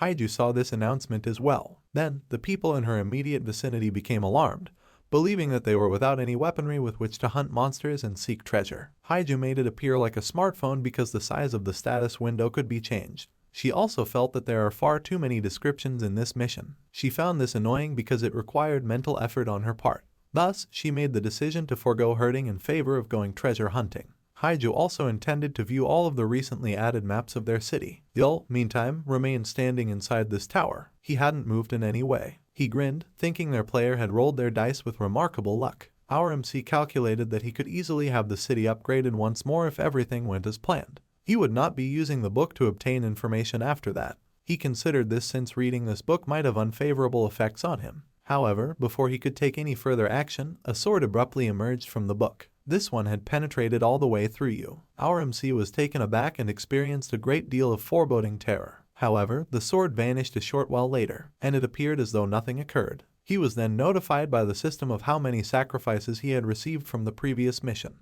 and the value was 0. Then, he experienced a severe shock to his heart. Then the system disclosed that this was the Book of Krasina as punishment for him. The Demon King was now berating RMC for his laziness. He would also endure this agony incessantly until he could make some offerings that would appease Krasina. Additionally, Yul was reminded that if no offering was made until his HP dropped to 0, there would be dire repercussions. The unit wielding it would then lose its life due to the Book of Krasina, and it would simply go and find a new owner. This was the disadvantage of possessing an overpowered item that originated from a demon king. In the meantime, the recently added map that runs alongside the city has already appeared. A dungeon has been discovered by a group of units in the Jungle Blocks sector. The fact that it appeared to be an unregistered one even made these guys happy. With a smile, the group's leader declared that they could take this dungeon. Then the mage asked him if he ought to get in touch with the army. However, requesting their help could result in you losing more points. This guy has already made the decision to decline assistance. Then he brandished his weapon, the Black Flame Dragon. This one has the ability to use fire damage and has a heroic class grade. The entire group posed while agreeing with this choice. They declared that this marked the beginning of their great adventure. Additionally, their group was called Kangs and Roses. However, a tremendous pressure was felt throughout the area before they could enter the dungeon. A large figure's silhouette had appeared. It also exuded an air of foreboding. At that point, the group leader believed that this individual was a monster guarding the dungeon's entrance. They had a lot of confidence that they could figure out its attack strategies and eventually beat it. However, Yul came out of the dungeon as they were provoking the monster. He was the one. This guy was struggling to carry the many treasures he had found inside. He resembled Santa Claus now. Just as the leader was about to call out Yul's name, this guy moved to stand next to him. He is now receiving some information about the boss monster from RMC. Then the group as a whole began to panic. They were aware that they would be offered as sacrifices if they learned anything from Yul. RMC was desperately leaking all the information he knew, and he already had this crazy look on his face. Following that encounter, the entire group was brought inside this establishment. One person was still incensed about what had transpired. They are in shock that on the first day of their first mission, they were made into Yul's sacrifices. Then the leader complained that this was unfair. He insisted that the army take action. The mage then barged in and informed their leader that since Yul was using a legendary class item, there was nothing they could do. They decided to keep quiet for the time being and wait for the mission to be finished. It was known as the Sacrifices of Sovereignty Isolation Camp where they were staying.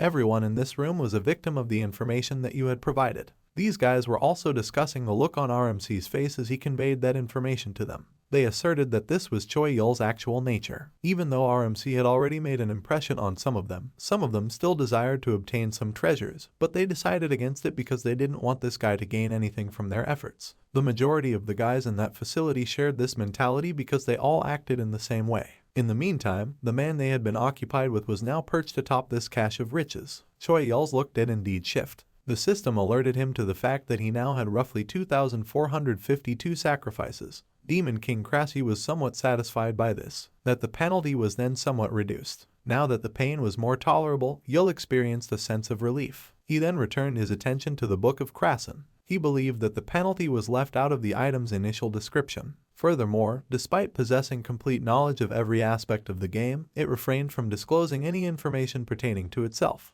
RMC sighed loudly, realizing there was nothing he could do about it. Even though he was stuck with this book, the man continued to smile because, well, at least, things were still within the realm of his expectations. He was aware that the Demon King was now believing that Yul was under his command. He had no idea that RMC had already made arrangements, and all of the sacrifices he received in the past are included in this. It was now going to be a showdown between the true situational leaders. Yul faced off against the Demon King, Krasina. RMC felt it was worth a try because he was determined to win. 3 enormous eggs in a nest were visible at Sector B in the canyon block. The Emperor Griffon's nest was right here. The name of the magnificent and strong being residing in this location was the Emperor Griffon. This one is at level 3 difficulty. This one is supposed to have dragon blood in her veins. And Yul, who had been relaxing inside its nest the entire time, was about to be attacked by this boss monster. The spear that our formidable waifu was displayed at a different location on the map. It turns out that Haiju was occupied combating the formidable creature known as the Rock Troll. She thought back to her master's lessons because the monster was not being seriously hurt by her spear. A power is not intended to be subdued.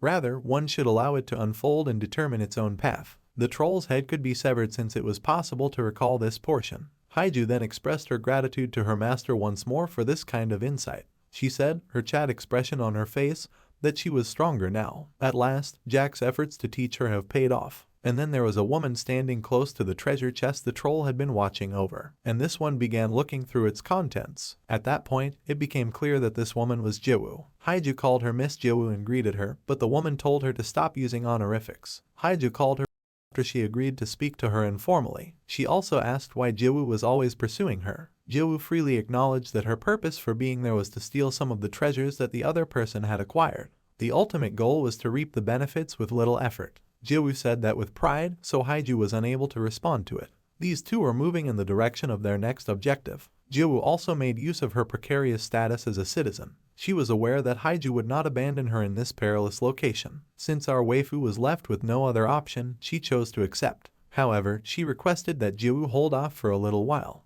Haiju then got in touch with a friend and gave them the address of the treasure she had found. These two carried on their treasure hunt after that. Haiju then observed the bag Jiwoo was carrying and asserted that, given that she had been sulking on her all day, the contents were not that substantial. Jiwoo retorted that she preferred quality to quantity as her motto. Haiju was perplexed by this since treasures could not be valued until they were within the city. Then Jiwoo informed her that she was just acting instinctively. It seems like this is it for her because she always gets what she wants. Haiju inquired as to how she was managing. Then she was informed that she was using her eyes by this woman right here. Haiju thought Jiwoo was cool, but also kind of weird. While they were strolling, Jiwoo questioned Haiju about her friends who had accompanied her as she was aware that something was seriously wrong with her eyes. Haiju asserted that since she was consistently vanquishing every monster in the vicinity, they ought to be safe. However, Jiwoo later informed her that she was actually ignorant. This one then disclosed that, in reality, monsters were not the mission's enemies, and it's not really possible to think of this as a tranquil treasure hunt. Haiju stopped moving and began to think after having this thought. Jiwoo went on to tell her that since there was no shared reward, this mission was akin to an all-out individual battle, and they didn't claim the treasures they acquired until after the appraisal. That essentially meant that, so long as they weren't appraised, other players could take the treasures that other people purchased. And this was confirmed when Haiju's friends came across some guys who were pilfering the treasures. Fighting people was easier in this mission's section than fighting monsters. This marked the beginning of the chaos that this motel building would experience later that evening. A window had been broken. Investigators and police officers had already entered. One of them greeted what appeared to be a very large man. Detective Sue was the name they gave him. In addition to the investigator, there is another man known as Kang Dushik. Detective Sue was at level 14, but that guy was already at level 6. The reason these two were here was that there had been another theft of treasure. Subsequently, the officer stated that one man abruptly lost consciousness while appraising treasure, and all of his treasures were gone when he awoke. The investigator then reasoned that these men ought to have given the treasure directly to the god of gold. The treasure appraisal's time-consuming nature was the only issue. Then, according to Dushik, the appraisal process can take anywhere from 1 to 12 hours. It appeared as though the system was instructing others to proceed and pilfer the riches. Detective Sue was then irritated by this line of thinking. This was not his kind of thinking. These two, who were always by each other's sides, have opposing viewpoints. The policemen on the scene then questioned the identity of this man who had the guts to challenge Detective Sue, and one of them gave the name of Choi Yul's explanation while they watched these two argue with one another. Everyone was informed by that officer that the real Choi Yul had indeed appeared in front of them. Even more, this guy waved his hand to greet the Emperor Griffin while riding it. Our MC was about to welcome them when he was interrupted by a hand. Detective Sue provided this one. This entire event transpired in an instant. In addition, the detective was recharging his fabled class possession, Fusselbeck's glove. It was thought to hold the power of its own god and belong to the ancient dynasty's divine relics. According to the description, the user's grade would change to mythical if they were able to locate all 3 divine relics. The road beneath them was destroyed by the attack that Detective Sue carried out to obtain RMC. Subsequently, Dushik gave the officers orders to evacuate everyone in the vicinity and issue a Choi Yul alert. This man grinned, thinking that Detective Sue was simply too combative. That one went straight into battle against Yo, who had the upper hand in terms of gear and level, but something would eventually cause him to lose. And that was whether or not Choi Yul would use Detective Sue's bravery against him, killing him. Detective Sue remained silent for the moment after nailing this one. Choi Yul had allowed him to carry out this attack because he wouldn't even be harmed, as far as he knew. Detective Sue then questioned what this was planning. Notification sounds then reverberated throughout the city. At this point, everyone was discussing Choi Yul's arrest. Because he turned himself involuntarily,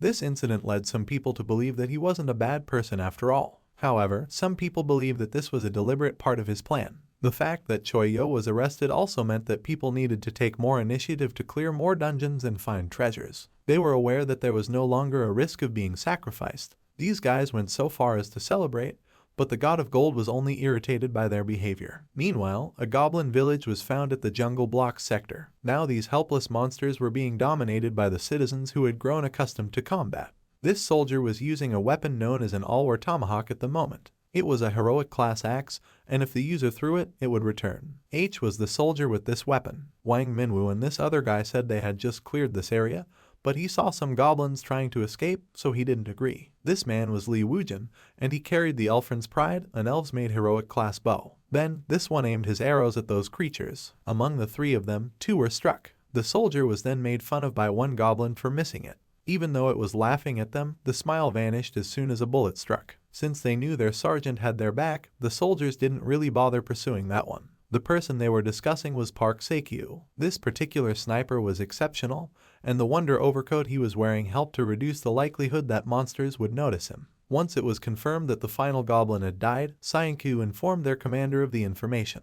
The outside area was visible. Yun was the person he was speaking with. This guy announced to everyone that this area was going to be cleared as well. This goblin, who was employing some sort of magic, was the only thing standing in their way. This tiny thing said that everyone would die soon because their gods would soon descend upon this place. This goblin continued to speak, but it broke off in the middle of its sentence when a weapon was charged in its direction. The name of this item was the explosion ring. Every half an hour, the user of this magical class accessory can unleash magic explosions. The ring began to glow as the soldier brandishing it lifted his middle finger. This man was Kwangsu, who was battling the corruption beast alongside Yoon. There had been a purple explosion in the vicinity after a short while. Yoon gave Kwangsu praise despite not expecting his subordinate to attack the monster while it was still summoning or changing because they are soldiers, not anime characters. In regards to the other soldiers, the attack created a sizable crater in this area of the map. They were still occupied with chasing some goblins away. They had now located their target, one of the soldiers told their platoon commander. The 18 citizens who vanished were the ones they were discussing. The majority of these were women. The majority of them had serious injuries. Later that day, I'll leave it for you to see what transpired here. Commander Song was leading the army inside the military commanding headquarters. It was his responsibility to approve and give backups to those who required them. He disclosed that they currently intend to establish the goblin villages as their outpost. Commander Song then abruptly brought up Choi Yul's arrest while speaking with Ying. Ying admitted to him that he didn't know what he was up to. Then he said, "What scared me about Yul was not the Krasina book, but rather his brain that processes all the information and knows exactly what to do with it."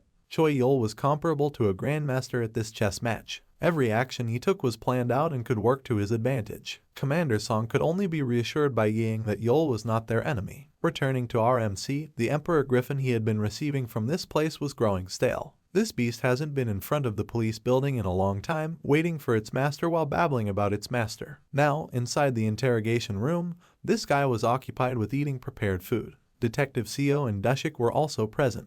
They learned that RMC merely wished to strike up a conversation with them. Then, this guy attempted to describe the predicament RMC was in. He informed him that he was wanted for robbery, murder, and fraud. Yul consented to these crimes right away because he didn't give a about these things. He even gave them his acknowledgement. Detective Seo then grinned and informed him that during his 20 years of service, he had already acquired the intuition to identify a criminal simply by glancing at them. Both of them were aware that Yul was innocent at this moment, and Dushik was also aware of this ability. According to Detective Seo, the events that befell this man were entirely coincidental. Then, Dushik came up to RMC and said that this was a great example of Good Samaritan law. This was a law that spared the well-meaning but injurious people from punishment. Then, with pride, Detective Seo recommended that Yul turn himself in. He would then see to it that all the misconceptions people had about him were cleared up, but Yul swiftly rejected their offers. He informed them that he wasn't here to ask for their assistance. Detective Seo was perplexed by this statement, and before he could question RMC further about the circumstances, a policeman burst in to tell them of an urgent piece of information. There was reportedly an assault case, but the attacker was found to be in possession of some heroic class gear. In the last few hours, cases similar to these have also begun to increase in frequency. Detective Seo was then compelled by this to leave the room and handle those issues. After a short while, a police bus was visible traveling at a high rate of speed in a specific direction. This bus contained Dushik. He believed that the lack of a shared reward for all citizens demonstrated their complete lack of cooperation. Then this guy said that this is how things ought to have been from the beginning.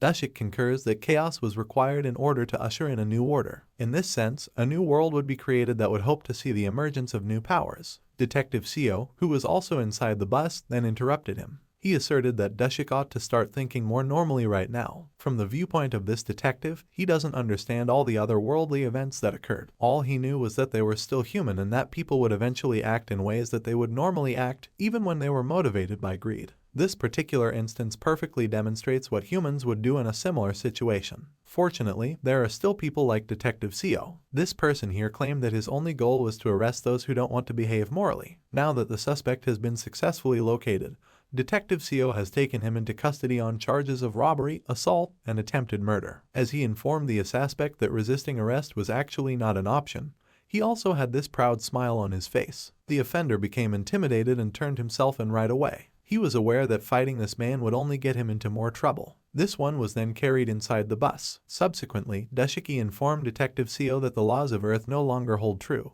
He even proposed that they just live like the kings of this city, but this guy ignored his suggestion. Detective Seo went on to explain why he always kept Dashik by his side. He was aware that the most dangerous person in the city was Dashik. When he first met Choi Yul, Dashik had the opinion that, had it been earlier, he would have agreed with Seo on this point. As MC was considering turning himself in front of the public, Dashik asserted that he couldn't even read his thoughts. A thought occurred to him. Dashik grinned and informed the detective that they would be extremely busy going forward. He began to explain that he would turn himself in ever since. The city was in disarray as a result of the people's perception that this was their best chance to gather points and treasures. Detective Seo stood up for Yul, telling Dashik that although this was not what MC desired, Yul actually wanted the public to take action. Following that, as soon as the next mission begins, people would once more begin to hide from Choi Yul. MC, meantime, remained in his cell. He was reading something in his book right now. He said with a smile that it ended up being just a patience battle. Next, the system displayed Yul's present state. He still had a 92-13% stamina and had received 2,352 sacrifices. The Demon King was not pleased and asked for more as a result. Yul then produced the hairpiece that was enclosed in the tiny bottle. This one has a heroic rank class and was the hair of a monkey king. The user's alter ego could be created with this item. The hair would then transform into a clone that resembled Choi Yul. MC was astounded by this replica's impeccable quality. His head scar was a gift as well. Yul then concealed himself with an invisible cloak, but he pretended to be his stand-in before telling his clone to give it his all before departing. He continued by saying that the clone should live as long as possible without being discovered. The phase transition cape was the cloak that gave MC the ability to pull off this trick. It was a fabled rank cape that lets its wearer avoid interference from the physical world, and this clone was left inside the cell by itself after that. The Yul clone was then forced to exit by a policeman who had broken in. The police officer was intimidated by the clone as it simply stared at him. Then, this one inquired as to whether Yul intended to sacrifice him. This one then disclosed that their team's actual assignment was to accompany him, so it wouldn't really matter if they were to become sacrifices. When Choi Yul approached the police, they raised their weapons and became alert. To their astonishment, Yul grinned at them and asked if they should proceed to the particular isolation unit the military had set up for him. This clone confessed that its only desire was to go to sleep. The Emperor Griffin, which was standing by outside, sensed something at that very moment. Then the beast began to fly away, flapping its wings. The guards assigned to this one were perplexed as to why it abruptly vanished. These guys even expressed regret for not taking any photos of it. It turns out that RMC was already on the Emperor Griffin's back when it departed. Yul was now occupied with looking at something on his status bar. He declared that the first phase of his plan had succeeded because the civilians had begun to move. Moving on to the next phase, which would include the jungle sector, was what he needed to make sure of next. 4 days have already elapsed after that. 2 groups of civilians were now established. The first group were the outers, who venture outside the city in search of hidden riches, and the others were the inners, who were responsible for maintaining order within the city. Everyone was allowed to select the role they wanted to play. This was made possible by the system window, which allowed anyone to post and interact with one another. Even those without the ability to fight found means of surviving on their own. And so, up until it didn't, this mission appeared to be going well. This location was the former Goblin Village, now known as the Jungle Sector Outpost. At this house, a human silhouette materialized. That one was Yul. Now, he was lost in thought, remembering that they had constructed this area in a mere 2 days. He reasoned that the humanity of the other world was pretty terrifying. These ones, with their magic and formidable weaponry, have truly adapted. He believed they could easily finish this mission if people with this kind of power worked together. However, not everyone possesses the necessary skills to work well in a team. Commander Song disclosed that chaos was brewing inside the city. Robberies, pickpocketing, and scams involving treasures were among the increasing number of crimes that were being reported. Commander Song continued by saying that although the police were making every effort to reduce these occurrences, they lacked the manpower and resources to attend to every call. Yiding asked his commander if the army would move, but he received a firm no, explaining that doing so would increase the danger. According to Commander Song, there has never been a successful instance in human history where the army attempted to perform the function of the police. This man is adamant that they won't interfere with their work until the police formally request assistance. This was due to the military's inability to assume command of public order. Returning to the present, Yiding continued to ponder over this discussion. He came to the conclusion that although the world may change, people remain the same. This concept represents the harsh reality of human nature, and even on this peaceful evening, some things were going on in the shadows. This individual was now pleading with someone to put an end to his talent. However, the offender, who seemed to be donning this mask, was not paying attention. He was occupied with testing out different types of poison that he could create. This sphere was resting on the right palm of the enigmatic man. Similar to the item that our MC obtained, this item also has a legendary rank. This one was dubbed the magic pearl that was abandoned. The Mugi, who had been putting in a lot of effort to turn into a dragon, was reported to have thrown this item away. This particular piece of equipment is growth-based, meaning that it will get stronger with continued use. The orb has the ability to create and control many poisons. Already, the person selected to be the lab rat was out of breath. However, this one informed him that he still had no intention of killing him. The system attempted to determine this person's name and other details, but they were all set to private. Then the enigmatic man grinned and disclosed that he still had a ton of poison combinations to try. When he heard this, his opponent threatened to give him all of his valuables in exchange for him quitting. Yet this one wasn't even paying attention. He asserted that all the talk was about how this guy was cast into the purple poison mist without realizing the true treasure, which was the experience, and he wasn't really able to do anything about it. The skill aimed at him transformed into a new form resembling a snake dragon. Then the entire area was shrouded in a purple mist. Then the gauntlet materialized, and the poison began to disappear. Detective Seal provided this one, and he is currently with Dushik. They arrived here as a result of the tip they received about this area. When these two saw what was in front of them, they were startled right away. There was an unconscious person on the ground. The fact that the man still had all of his treasures made this one intriguing, nor was he deceased. Detective Seal then pondered the nature of the organization or person responsible for this assault. But all he could say was that their quest for power has given rise to something dangerous. They met the same end as the first guy when a pile of bodies was exposed. Dushik grinned, thinking this was fascinating information. He remarked that another evil demon had surfaced from the shadows following the disappearance of the great demon king Choi Yul. Detective Seal then asserted that Yul wasn't a bad guy and defended our MC once more. He couldn't be compared to the person who did this by Dushik alone. However, he ultimately agreed with Dushik's statement. It all began because of Choi Yul. This man then realized that he needed to speak with our MC in depth. Dushik made fun of him since he knew that Yul would not truly respond to any of his inquiries, particularly during periods such as these. After that, the detective intended to question those who had been in his immediate vicinity prior to the start of this mess. Additionally, these folks would be in Heijo, and Yul gave a startled sneeze while he was riding the Griffon. Then, despite having already maxed out all of his stats, he questioned whether he had just developed a cold. In the meantime, the system has displayed the Gold God's degree of satisfaction, and it was only at 674%. Even taking into account the treasures that were still undergoing appraisals, our MC felt that this was still insufficient.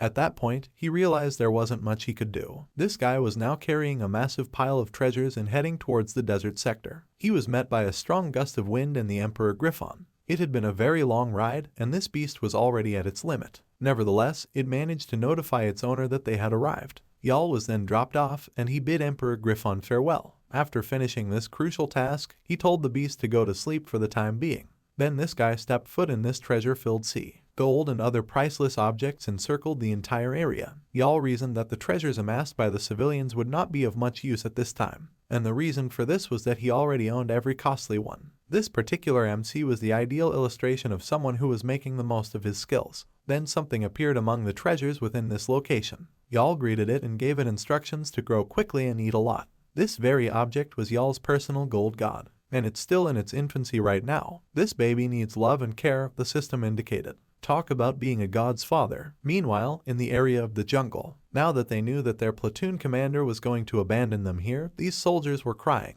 These three were the ones Yam was watching over. He was now requested to come back to the city in order to make a quick statement regarding Choi Yul. He instructed his men to tone down the drama. These guys asked him to bring some ice cream and a bunch of snacks on his way back together as their leader was leaving. After the truck had gone a good distance, these people questioned whether their leader had truly vanished. Then these three soldiers' attitude shifted. They even rejoiced because they had a party to celebrate this occasion. When the sergeant, tasked with supervising the soldiers, saw this, he couldn't help but feel that the soldiers actually looked ridiculous. He was known as Sainkyu. Then it occurred to him that perhaps something like this wouldn't actually harm them and might even raise the soldiers' spirits. They needed to relax a little because it was almost time to take on a large-scale dungeon. The three went on to dance around the sergeant, even suggesting that they should perform a 5-hour medley of K-pop female idols. And even though they were going to celebrate, this guy still finds it impossible to ignore his concern for their platoon commander's safety. In the meantime, this magically endowed goblin hand was revealed, and it had delivered multiple precise blows to Yul. Then it was discovered that Jack, the goblin sword master, was the source of these. And with that, Yul fell to the ground. This one put up his hand and said, "Well, that's over now." It appears that Jack simply poked Yul's pressure points, and this guy was back to being his lively self. He thanked Jack for his assistance right away. The goblin sword master went on to say that while this method could lessen the pain, it still could not completely eliminate it. However, it was shown that this was sufficient for MC. This formidable creature had already come to terms with his destiny to become one of the celestial kings under Choi Yul. Even though MC felt like there was still a lot he wanted to ask Jack, he told himself that he should wait until things had calmed down before doing so, because they were going to handle a treasure hunt that was in dire need of attention right now. Ying was not in the jungle sector when Yul planned this one, and the reason for this was that he was going to raid the biggest dungeon located within this region. MC intended to take control of everything once more. Ying had entered the city already, but then he had a sensation. When the driver next to him noticed this, he inquired as to what was wrong. The driver was then instructed to immediately turn their car around by Ying. The soldier went on to say that they were the target of an ambush. The car that Ying was riding in was narrowly avoided by the magical elements that were cast. Then it was revealed that the civilians who had this purple missing surrounding them were also the source of these attacks. Considering that these people had just launched an attack on the military, one couldn't help but wonder if they were insane. However, soldiers were prohibited from taking revenge on civilians even in such circumstances as this, as it could escalate the chaos. Ying eventually had to rely on the soldier operating the vehicle. He inquired as to whether this person could elude these attacks until the backup showed up. This was verified by the driver. Their vehicle just made a hard right turn into this intersection. At that point, Ying realized that the city's crime rate was higher than he had anticipated. And that was due to the fact that the stronger individuals had left the city, leaving only law enforcement and non-combatants behind. After that, the soldier came to the conclusion that this was actually the ideal setting for criminals. And among these men was this enigmatic figure that materialized directly overhead, possessing the ability to control the poison mist. Ying continued to believe that the city as a whole would become the most dangerous place on Earth if a powerful villain were to emerge at this time. And the army car was the target of a potent skill at that very moment. It was the same poison that had a dragon's head appearance. The sole distinction is that this one exudes a stronger aura. The driver of the car then reported this to his platoon commander, and they observed that it was traveling far too quickly. Choi Yul was the opponent that a lizard man was battling on the opposite side of the map. The creature staring back at him was dubbed the Abyss Lizardman. It is a level 3 monster of elite difficulty. Then a growing number of monsters materialized in front of MC. These were the ones manning the jungle sector's biggest dungeon. But for Yul, this kind of combat was like playing dress-up. He brandished his sword once more while wearing an irritated expression. With just one cut, MC was able to completely destroy every monster in his path. This man grinned and said that he felt so much lighter after using the pressure point technique. Then Jack entered and warned his master not to exert too much pressure on himself. Additionally, he told Yul that this location had the same atmosphere as a prison situated within the Demon King's domain, and every monster inside was growing stronger due to this aura. This very location was known as Tackledom, the Abyss Lizardman's underground city. When MC realized something, his expression changed. This location may also increase a demon's power, and Yul reasoned that this Demon King would receive a harsher punishment because Krasina, the Demon King, was one of them. So that they could leave right away, he made the decision to clear this area and get the treasure as soon as possible. Eventually, MC had enough finds gathered. He added that pleasing the god of gold wasn't the most crucial aspect of this mission. That was just the simplest approach. Requiring this in order to complete the mission would also result in obtaining the bare minimum of rewards. And MC went on to uncover more gaps because he doesn't want that. The ideal man for the Book of Greed was Choi Yul. and the reason for that was his desire to receive the greatest number of rewards. MC was prepared to stop at nothing to achieve this aim. Even what was currently happening to Haiju and Eating was a part of his scheme. At last, the snake dragon has made it to the army vehicle that Eating was traveling in, and it completely ate it. This guy maintained this composed expression in the interim. Holden's helmet was performing as intended. Eating also revealed this circular object. Then he remembered the occasion when Commander Song had given him a promotion reward of some sort. According to this commander, he obtained this item while on a mission. However, he believed that Eating would consume it more. He continued by saying that he had also given some excellent items to Eating's subordinates. However, the soldier merely stood there clumsily, leaving Commander Song to question whether he needed more. He went on to say that he wasn't merely accustomed to a well-funded military force. Returning to the existing circumstances, the item he received was referred to as a temporary shelter. When in use, this item creates a safe space. It lasts for 3 minutes and has a 3-meter range. This one had kept the poison out of their system and shielded them. Eating ordered the soldier to pull over because they might cause an accident if they drive recklessly at this point. The driver was then startled by something that suddenly landed in front of them. This man, who appeared mysterious, received a legendary object as well and greeted me by Eating. However, this soldier remained silent. He simply gazed at him. A short while later, Eating said to this one that he wanted to speak with their leader. He'd assumed this one was just another regular minion. This one then laughed upon hearing this statement. He went so far as to say that he was fond of Eating's character. However, judging from the soldier's expression, he wasn't kidding. The man wearing the dark purple mask then admitted that he was the leader Eating had been searching for, and in response to his request, this person wasn't really interested in speaking with him. This one told them all they had to do was pay attention and follow his instructions. Eating and the other person received a severe warning, either they followed him or they would perish. Now, the enigmatic man had begun dousing the area with a much more potent kind of poison gas. Any metal that came in contact with them began to corrode. The other soldier hugged and started to cry upon witnessing such a scene. He pleaded with him to save him throughout the entire ordeal. This one had been considering the circumstances. He was aware that this attack was lethal and had a broad range. His visions of coming across individuals with strong objects became reality, and much greater chaos followed as a result. And he reasoned that he ought to focus on ensuring their own survival initially because they were also in danger. However, the thing that was shielding them soon began to break. Once more, the enigmatic man requested their surrender. He was aware that this barrier of protection would not hold for very long. Eating then informed him that, under one condition, he would simply give up the fight, and only if this individual agrees to serve as his subordinate. That was said with a straight face by this guy. He went on to say that he could already tell this person wasn't in the right frame of mind and vowed to do everything in his power to help him become more human. However, that statement infuriated this person even more rather than calming them down and diffusing the situation. Eating, he said, was just going too far. The car's driver became frightened and questioned his commander about why he continued to incite their adversary. He saw something behind him before this one could directly attack the army car. Then a fierce wind gusted him skyward. Not that he had time to respond anyway. Eating then disclosed that, in order to delay their opponent, he was deliberately bothering him. And that entered with the arrival of Detective Ko.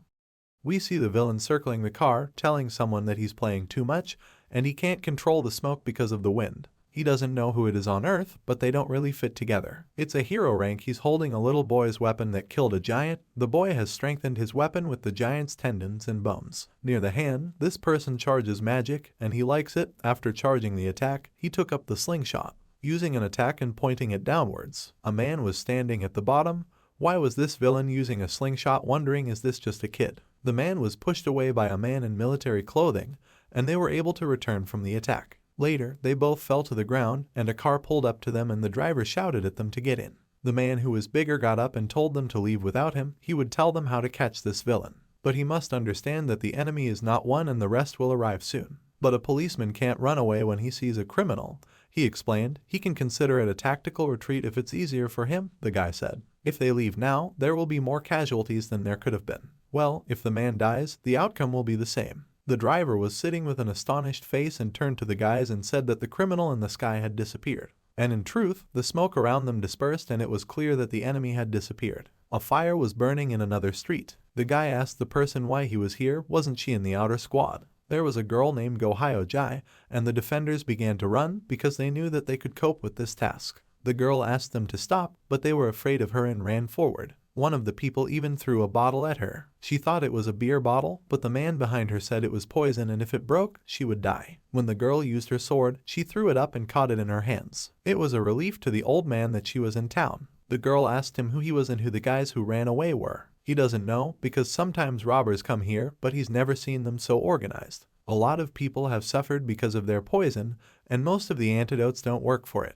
Perhaps they had already lost the treasure that the girl had given them. Some might think that meeting people face to face is easier than facing monsters. The girl thought so, and she turned to her uncle and asked that he should suspend the treasure hunt for the time being. All because there was something wrong here, as if something bad was surrounding the city. Then we see someone watching the guy through binoculars. It was a girl on the roof. She was sure this guy had set up a clone of himself. What he was up to, she thought as she ate the chips. If Choi Yul is out of town, then she doesn't need to be here either. A major battle is about to take place in this city, isn't it? This was a real guy talking, not a clone of him, to a man whose body was completely green. The guy had made a plan that would bring House to the city, but he didn't expect someone so crazy to show up. Well, then he might just chop that person up. Unfortunately not, she replied to the man. He needs something more chaotic. It is very difficult to read the thoughts of this young man, but soon the man will understand himself, explained that. In the meantime, they should clear out the dungeon, the deepest part of the taxi house. They entered the gate and saw a huge dragon. There, apparently, for a very long time did not enter the human foot. The dragon invited them to the city and welcomed them there in his city. This was the demonic king of investigation, Takova. This is the demon king, which is located on the border with the abyss. He likes to watch the long suffering of mortals. Does he know the demon king Krasina? The king didn't like the way the boy asked questions. But no, he wouldn't like his attitude toward the king anymore. In a moment, the boy flew into the air, threw the book out of his hands, and directed his attack at the king. But instead he crashed into the shield. The king realized that his relationship was no good. Then he used his attack. He knew that a magic barrier that deflected all physical attacks would instantly block high-level magic. The Demon King Mac, which is completely different from the War of Kadam Baba. He's the exact opposite of Second Lieutenant Kwon. If the lieutenant had brought his army here and been wiped out in a second. The king has started using his attacks on the guys, and there are plenty of other dangers besides him, such as cursed items, plague-charged monsters. The guy will get rid of other threats and upgrade the difficulty level for the entire dungeon. Musculus is a legendary rank, an axe that rose to the rank of gods due to bringing the wielder's body to peak strength. Highly developed muscles, no different from magic. The king used protective shields. All blows turn into magic. The more power, the greater the effect of this axe. For the sake of civilians, the guy will make sure that there is an initial difficulty here. He struck with this weapon. Then we see the police building. There was this man in the meeting room. His name is Song Yoon Suk, and he was hurt. He called everyone here because of that man, but the situation has changed. Some crazy man has appeared in the city. So far they don't know who he is and call him a Mugi. One said that he definitely needs to be arrested, but with the current composition of the police, this will be impossible. That is why the man offers to conduct a joint operation together with the army and capable civilians. A girl ran into their meeting room, and she agrees that those people were very dangerous. This god between civilians has nothing to do with the mission. The longer it goes on, the worse it gets, the man thought when he saw her. If they fight and the mission fails, everyone will die. Well, if they started the mission knowing about it, then they are confident that they will win the battle and in the city, and also that he will win against the fight with Choi Yul. The dragon had many tasks to complete, burning down many cities and bringing Bo's death to a huge number of mortals. For a very long time, no mortal could pierce it with their weapons. But this guy was able to defeat him alone, was the shocked one. There was a huge bloody wound on his chest. This was his last chance, and the guy asked him if he knew the Demon King Krasina. Does this matter have anything to do with the task of mortals? The king asked. Maybe that's what he calls missions. It is they who also have missions that they perform for various reasons. As a rule, it is to destroy mortals. Such missions were at the dragons. Sometimes they have one reason, but then, like mortals, it changes. Well, let him wait. He can actually tell this guy. It doesn't matter. The more a mortal who has this book knows, the faster they will meet their death. So this person knew something about this book, and not about Krasina. The enemy only laughed. It was a pity that he wouldn't be able to watch the evil fate that follows this book. He started to disappear. The guy shouted at him, "What does he know?" But his partner held him by the shoulder and stopped him, and he had to leave. Finally, the enemy said that the end of this task is not so bad because he saw the guy unhappy. The man shouted after him to stop, but nothing happened. Next, we see a huge beam of light falling on the trees in the middle of the field. It was a guy and his partner with a book. Someone said that he would wait because he would cause the destruction of pawn number 8.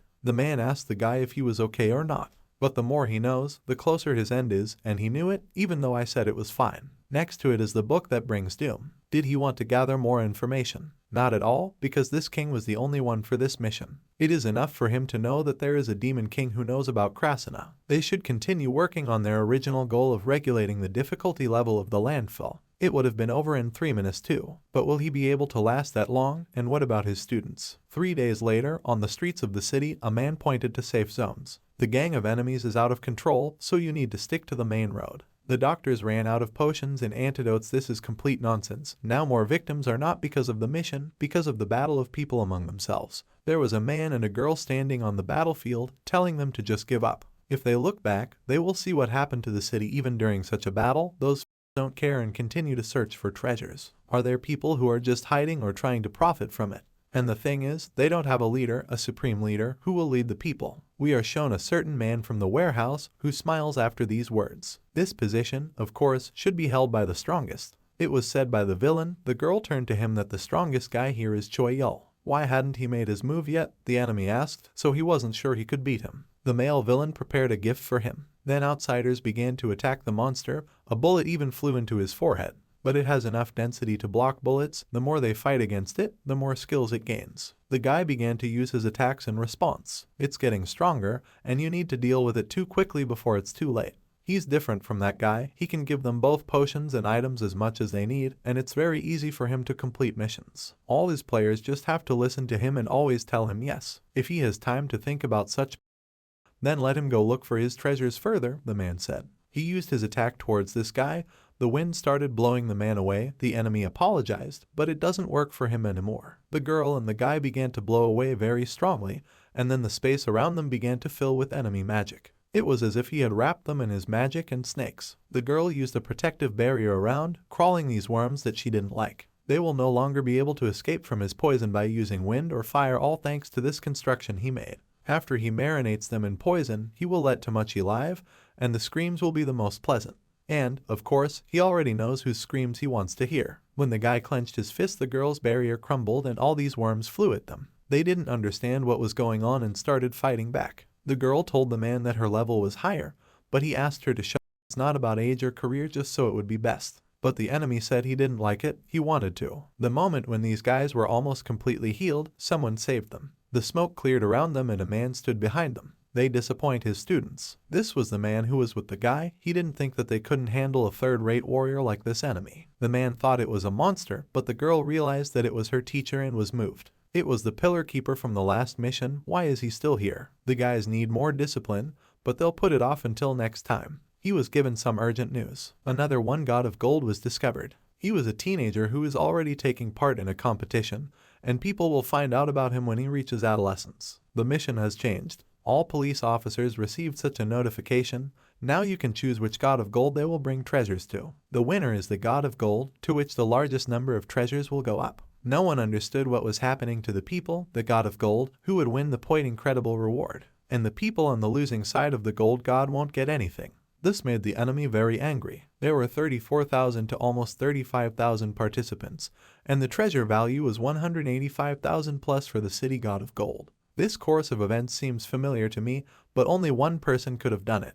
Well, the god of gold in the desert, the same teenager. The value of his treasures was 38,500,000, and the participant was only one. Maybe it was that guy raised by the wards again. They thought that he was too quiet. That's how terrible he is. Creating a villain to unite the city is an obvious but working method. However, the guy cannot give such a role to a patient who suffers from the main character's syndrome, shows off, and someone who relies only on their legendary ranked item. He was thinking as he sat astride a bird with a book beside him. No one could understand, and no one believed that the guy would give up obediently. Physiognomy is the science of faces, and this guy definitely has the face of a villain. All the simple ones were told to pack their bags and return to the city. But there was also one other villain right now. If they don't do something now, Choi Yul will get everything. Well, what difference does it make for people to come to one or two villains? In the sky, this evil snake noticed a bird on which his enemy was sitting. He used his attack and literally created a mouth that would devour the guy. So it happened, it was seen by a man as well as a girl. This villain was very angry. How did he take advantage of it? He used his slingshot right at the guy. He promised to finish him off. Well, when the attack hit the bird, nothing happened. What kind of griffon is this? He swallowed a special poison bomb that was meant for the guy. And the bird also drank all the poison around it that it created. It was an elite monster. The Imperial Griffin's main diet consisted of venomous monsters like Basilisk or Hydra. It has a poison resistance comparable to that of a monster boss. What kind of elite that isn't a boss? The villain was angry when there was a guy behind him. He's very curious about why the poison didn't work, right? This will be homework for a man. He should try, guess for himself. Instead of the others, the guy said and used his attack on this man. The girl and her partner next to her were in shock, and the bird landed behind the guy. He, Choi Yul, would become the sole owner of the desert god of gold. If someone other than him presents him with treasures, then they will become a sacrifice of sovereignty for all future missions. People can fight in all subsequent challenges, said the guy. Sat on his bird, laughed loudly and flew away. Everyone on Earth was shocked. What kind of kid is this? He's a terrible actor. He left with the man and the teacher. There was an urgent meeting about the treasure hunt mission in the Military Police Alliance. The presenters were standing on top of the bus and a lot of people were gathered around. In the remaining week, they must find more treasures than the God of Gold has. This is what the girl god said. For this they need cooperation with people. They know that that guy is the biggest disaster, but they can't stay idle. Their way of dealing with it is the same as working together on Earth. This is the most reliable way that humanity has used to deal with the disaster for all generations. It's all about Choi Yul, missions, and getting back to their real world. In order to cope, you need to give strength to these guys, the girl said, and raised her fire staff. People were ready to fight. They put their hands up and cheered. That villain was in prison and was very angry. The next day is Mission Guide 1, City Alliance Supply. Nests take as a basis the hunt for hostile organisms and monsters on the ground, so hunt them, it becomes easier and their goals will be visible to the naked eye. The value of the treasures wasn't great, but they would hit the jackpot from time to time. They found swords and precious stones. Dungeons are a term for buildings, caves, or basements that can't be fully seen just by looking at them. Often the treasures in them are valuable. Well, there are many variables. For example, a high risk that makes it impossible to enter there. It is recommended to enter them for military personnel and train people from the external detachment. How people packed up the things they needed, quickly left in cars and defended themselves from the enemies who attacked there. Those very cars with the right things were able to enter and return to the city when people protected them from monsters with weapons. And, of course, the appraisal one, where the treasures were kept while they were being evaluated. Here are military police, private security guards to ensure the safety of imported items. One of these was the image of a true god of a legendary rank treasure worth 1,000. A doll made in the shape of a god. It doesn't have any special abilities. People were overjoyed to know that they had treasures of legendary rank. If you found all these treasures, the difference in money between the city and that guy still didn't decrease or differ much. The jungle and gorges were almost completely cleared out, leaving only the desert where the guy is located. And the last territory they haven't been to yet is the areas they've shelved because it's dangerous to go there. People were planning to conquer the desert, but now it is possible. People were talking about the fact that the guy they arrested was Choi Yul, so they had been tricked, the men thought. If the guy had revealed the desolate god of gold right away, then people wouldn't have lifted a finger before. Most people were afraid of this guy. He was using himself as bait to get people to get involved. The people's indignation was inspired by their fear. They can't leave everything as it is. No matter how the mission ends, using this method, the guy will become even more isolated over the city, they said about the enemy. The man then hit the table and broke it in half. The man next to him was beginning to understand a little of what kind of person he was. Choi never shows his cards, but keeps them to himself as he considers the entire course of the game. In this case, it will be necessary to make sure that people unite and become stronger. He had definitely prepared maps in case the people won, and it definitely wouldn't be something as simple as joining forces, going on a treasure hunt. Next, we see a girl in the jungle who found a stone with notes. So a treasure hunt mission can be completed in this way, she thought. She is willing to sell this information for a tidy sum. The girl believed that she would become rich. Next, we see a huge vortex as something hit the ground. It was the last day of the treasure hunting mission. The man was in the desert and fighting with the guy. Desolate god of gold. A teenager, the value of his treasures was 38,500,000. The man tried to catch up with his enemy, but he couldn't do anything. It doesn't matter what his weight level is, that's another matter. From behind, the girl god of fire and his old enemy with snakes also flew at the guy. City god of gold. The value of his treasures was 37 million at that time. There was a fierce battle going on, but they never hit the guy. The time until the end of the mission was 24 minutes and 33 seconds. They didn't try to catch up with that guy and do anything to him. There really isn't much time left, he thought. They should work harder, people from the City Alliance. 4 days ago it happened. Here's what the girl was surprised that Imugi was a high school student whose milk on his lips is not dry. His name was Kang Seung-won, level 24 in normal class. He told the girl that she was too noisy and couldn't leave. He would call her if he needed her. She apologized, but it was her job to keep an eye on him. Why was she doing this alone after losing? It's faster than his magic pearl, and he has the body of an ordinary person, doesn't he? She must have heard it from his siblings. They really did tell her quickly, but it didn't seem like he really cared, and they didn't respect him as a leader. He can't blame weaklings who try to survive by sticking to how strong they are. If he comes out and steps on them again, and they lick his feet again, that's what the people around you are like. The girl understood everything. The guy has an 8th grader's syndrome. His magic pearl is a legendary ranked item, but he still hasn't reached the limit, so he lost to the guy. After the guy raises his pearl level to a decent legendary rank, then he will be able to defeat that enemy. Therefore, after a while, this city will definitely become his, and the truth is, if not for Choi Yul, everyone would be in danger. But the guy said that he hasn't reached the peak of his strength yet. This is a little thing, can I leave him unattended? On the street, people were discussing their trips to the dungeon. They thought that they would master the dungeon and a little more. Police on the street were telling people to hide their guns, and if they pulled them out, they would get a fine. In just a few days that I didn't have, the city became beautiful and filled with fighting spirit. Now it will be difficult for her to sell information at a high price. At such moments, connections help out. The god girl called her, and she was worried about her friend. The girl was a little busy right now, but was it anything serious? The girl asked her friend to introduce her to someone who could sell the information, but here are some big shots of the city. There were military men and so on. She didn't know if it was okay for her little charge to be here. Someone in this room was very tired, someone focused,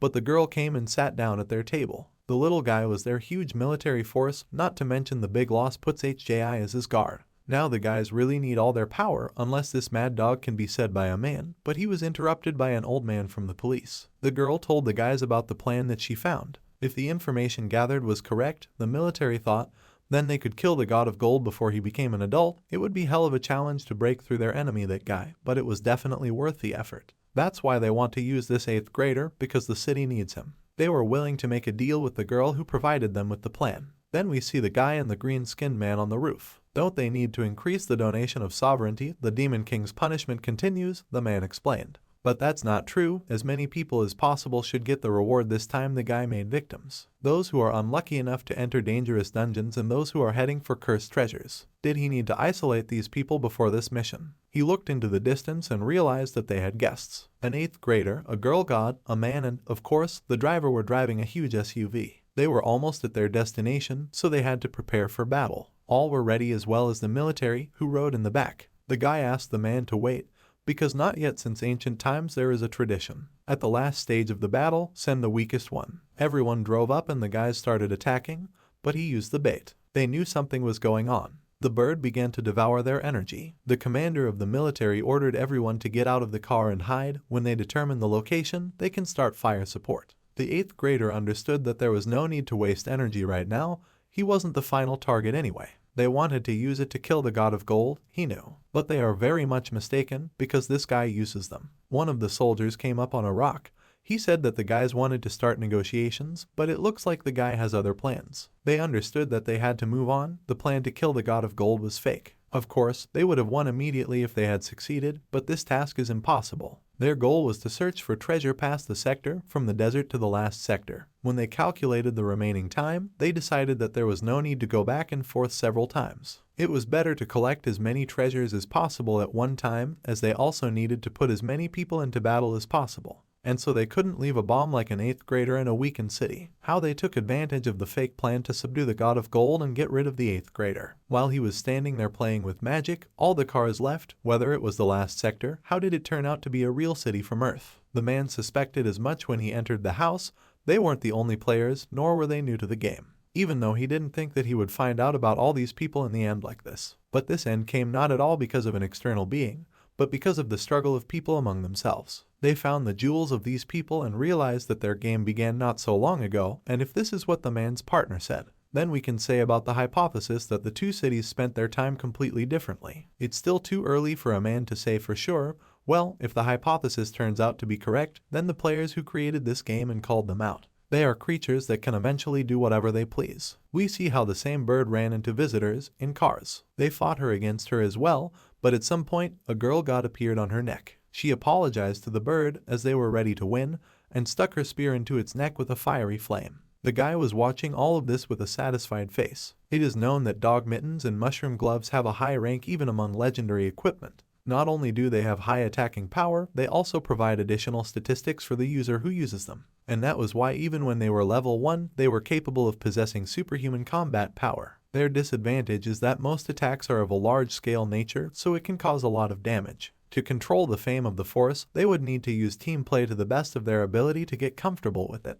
To prepare for this, they will need veterans and party members who are used to teamwork. While the guys were discussing the bird, it was lying burnt on the ground, but suddenly flew up. They saw a guy. He congratulated them on passing the first stage. The girl and the man were startled, and the man shouted to the boy that he had not come here for the golden god at all, but to save him. He wanted to save the guy before he completely isolated himself from the city. The guy was surprised by this, but only told him that he could arrest him if, of course, he was talented enough for this, and flew away. The girl covered the man with her body and said that it could be dangerous. And so it happened, but it was the teacher of that girl. I wonder if he needs to be more careful, since only one of the failed students responded to this. He didn't want to kill everyone here. It's true, because other people were almost hurt by his attack. The military man understood that this was a goblin swordmaster guard of the post from the last mission and a raid boss of higher difficulty than all the other guards of the posts. It would take hundreds of people to attack for half a day just to catch a guard of the post that had lost its combat power. Will they be able to defeat an even stronger monster than them with the number of people they currently have?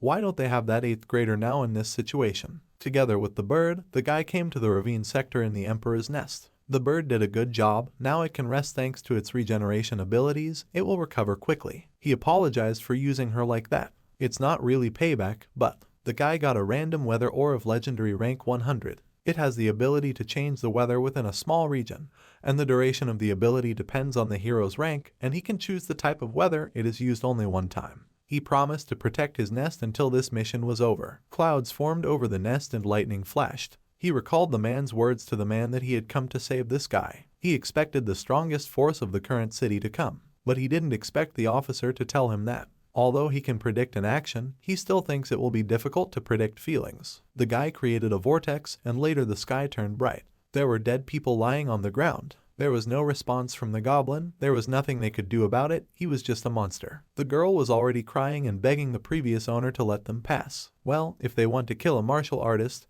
then let them use martial arts. Behind her, a military man suddenly appeared on his face. He was bleeding, and he told the man to get out of here. They still had a few more days, and the enemy showed absolutely no intention of killing anyone. He said to the girl in a whisper so they can take their time and make a plan. The man stood on the wreckage of the first building at the very top and looked into the distance. He landed a guy. It was over faster than he expected, he told the man. He told the guy that this military man has incredible judgment. He has the mind of a commander. He is naturally different from a martial artist who acts before he thinks. A girl and a man were already sitting in a room and making a plan. But a raid isn't a system where 1 or 2 strong people can handle it. He needs strategy and cooperation. The man told the guy that they needed to gain raid experience during this mission. The guys understood this, and then they will have to share this experience with several groups, because it is always necessary to avoid a monopoly on power. But then Goblin wondered what had become of that 8th grader. The guy promised to look after him. He is going through a turbulent period of adolescence. It turns out that this whirlwind wasn't made by a guy,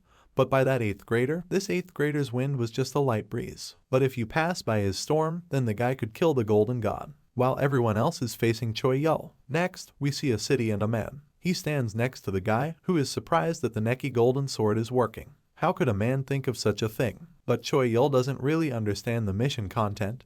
He uses the mission to get more rewards, so the man tried to think like him. Instead of just offering the treasures, he raised their value as high as possible before offering them. And the results, as they can see, were a huge success. Will they be able to use this method to jump over the value of this guy's treasure? Will the expedition team of the Golden God of the Desert succeed? Is this one of those methods where civilians win that Choi Yul was thinking of? We can see how there was a lot of traffic in the city. They represented treasures of Type 1 and Zone B. Zone D, they do not have qualified metal specialists. Anyone knows how to weld, passers-by were asked. You also had to be careful when driving, as a lot of things could break. Items that have a hero rank or higher can't be restored. There are definitely equipment or items related to repairs. You had to find someone who had them. There was a sandstorm in the desert sector. They think the treasure will arrive at night. They should have set up a few lanterns in the ravine sector and cut down on the time needed to get to the city. The subordinates understood and immediately began to act. Well, why did they call him by his first name? Probably it's just because it's natural, the policeman said to the military man. In the desert, meanwhile, a man was having lunch with a girl. He must be strong, they thought, seeing that he had left the city to him, then this guy must be really strong. Perhaps the word resourcefulness could perfectly describe this man who is doing everything right now, and that is why he is more dangerous. The girl did not understand what the man was talking about. He explained that even if the situation hadn't come to this, he wouldn't have left him in City 1. But there's nothing you can do about it, just like they always did, they can sort things out in order. Then we see that guy with the snakes, he was fighting, but then he fell to the ground. He didn't understand why it seems to him that the pearl's skill is no longer growing. Isn't it something that gets stronger the more you use it? Then we see the book, it is next to the hero. Even if he gives the 8th grader the opportunity, he will not use it. He knew that the guy wouldn't be able to increase the pearl owner's skill by hunting so many low-level mobs. He needs to slowly use stronger opponents. Until then, he had always hidden and only encountered weak monsters or humans. Even an elite-ranked island won't be affected by its poison. He would have grown even more if he fought Hyaju, but he certainly wasn't planning on telling the guy. He's not a mature enough villain right now. Next, we see a goblin who jumps on roofs, and behind him there are explosions. People were distracted by the goblin who was leaving, but later noticed the same whirlwind from the desert. My vision was blocked and I had to open fire, so I had to do it. What flew inside that vortex caused a huge explosion. What the military did, this proposal is prohibited. A girl could be seen in the smoke. It was an amazing joint action, but it wasn't enough to break through the aura of the tiger god goblin yet, he said as his ward held her by the neck. The military understood that they still lacked firepower. He told the girl that with this amount, he could give her a pass and now let her go ahead.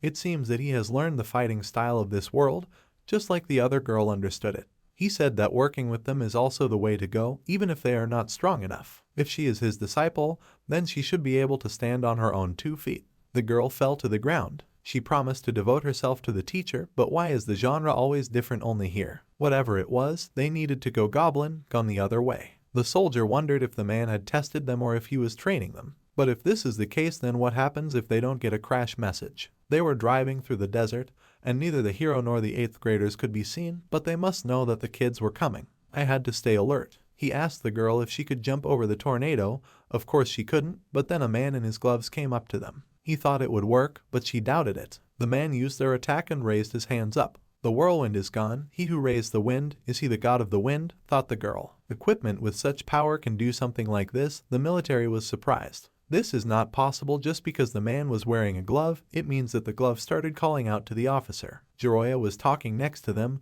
There was a book with him. They were surprised by his presence. Everything happened faster than the military man expected. He asked the guys if they should start the final stage. A free bear app ticket is a ticket that allows them to teleport to a place where they were once only for citizens, and you can also use it once. Maybe forcibly teleport citizens within their field of vision. However, a human cannot forcibly teleport those who are at a higher level than the user. The girl and the men teleported away. They didn't know where they were, and the girl thought they had already gone too far. An 8th grader was standing behind them, which was amazing. The Bates were still alive, the snake owner said, and laughed as he used his magic. They turned away, saw him, and were as surprised as he was. After all, their energy had changed too much in just one day. They asked if that guy sent him here. He was here the moment he opened his eyes. Was this really the hero's doing? Could it be that he was afraid that his gold god would be captured and chase them away? But then the hero himself appeared. He replied that it was not because of this and went down to earth. From the old days, it's an old tradition for the last boss duel to take place on a specially designated stage. But the 8th grader asked them to stop joking like that. Why don't they just start the second stage of transformation?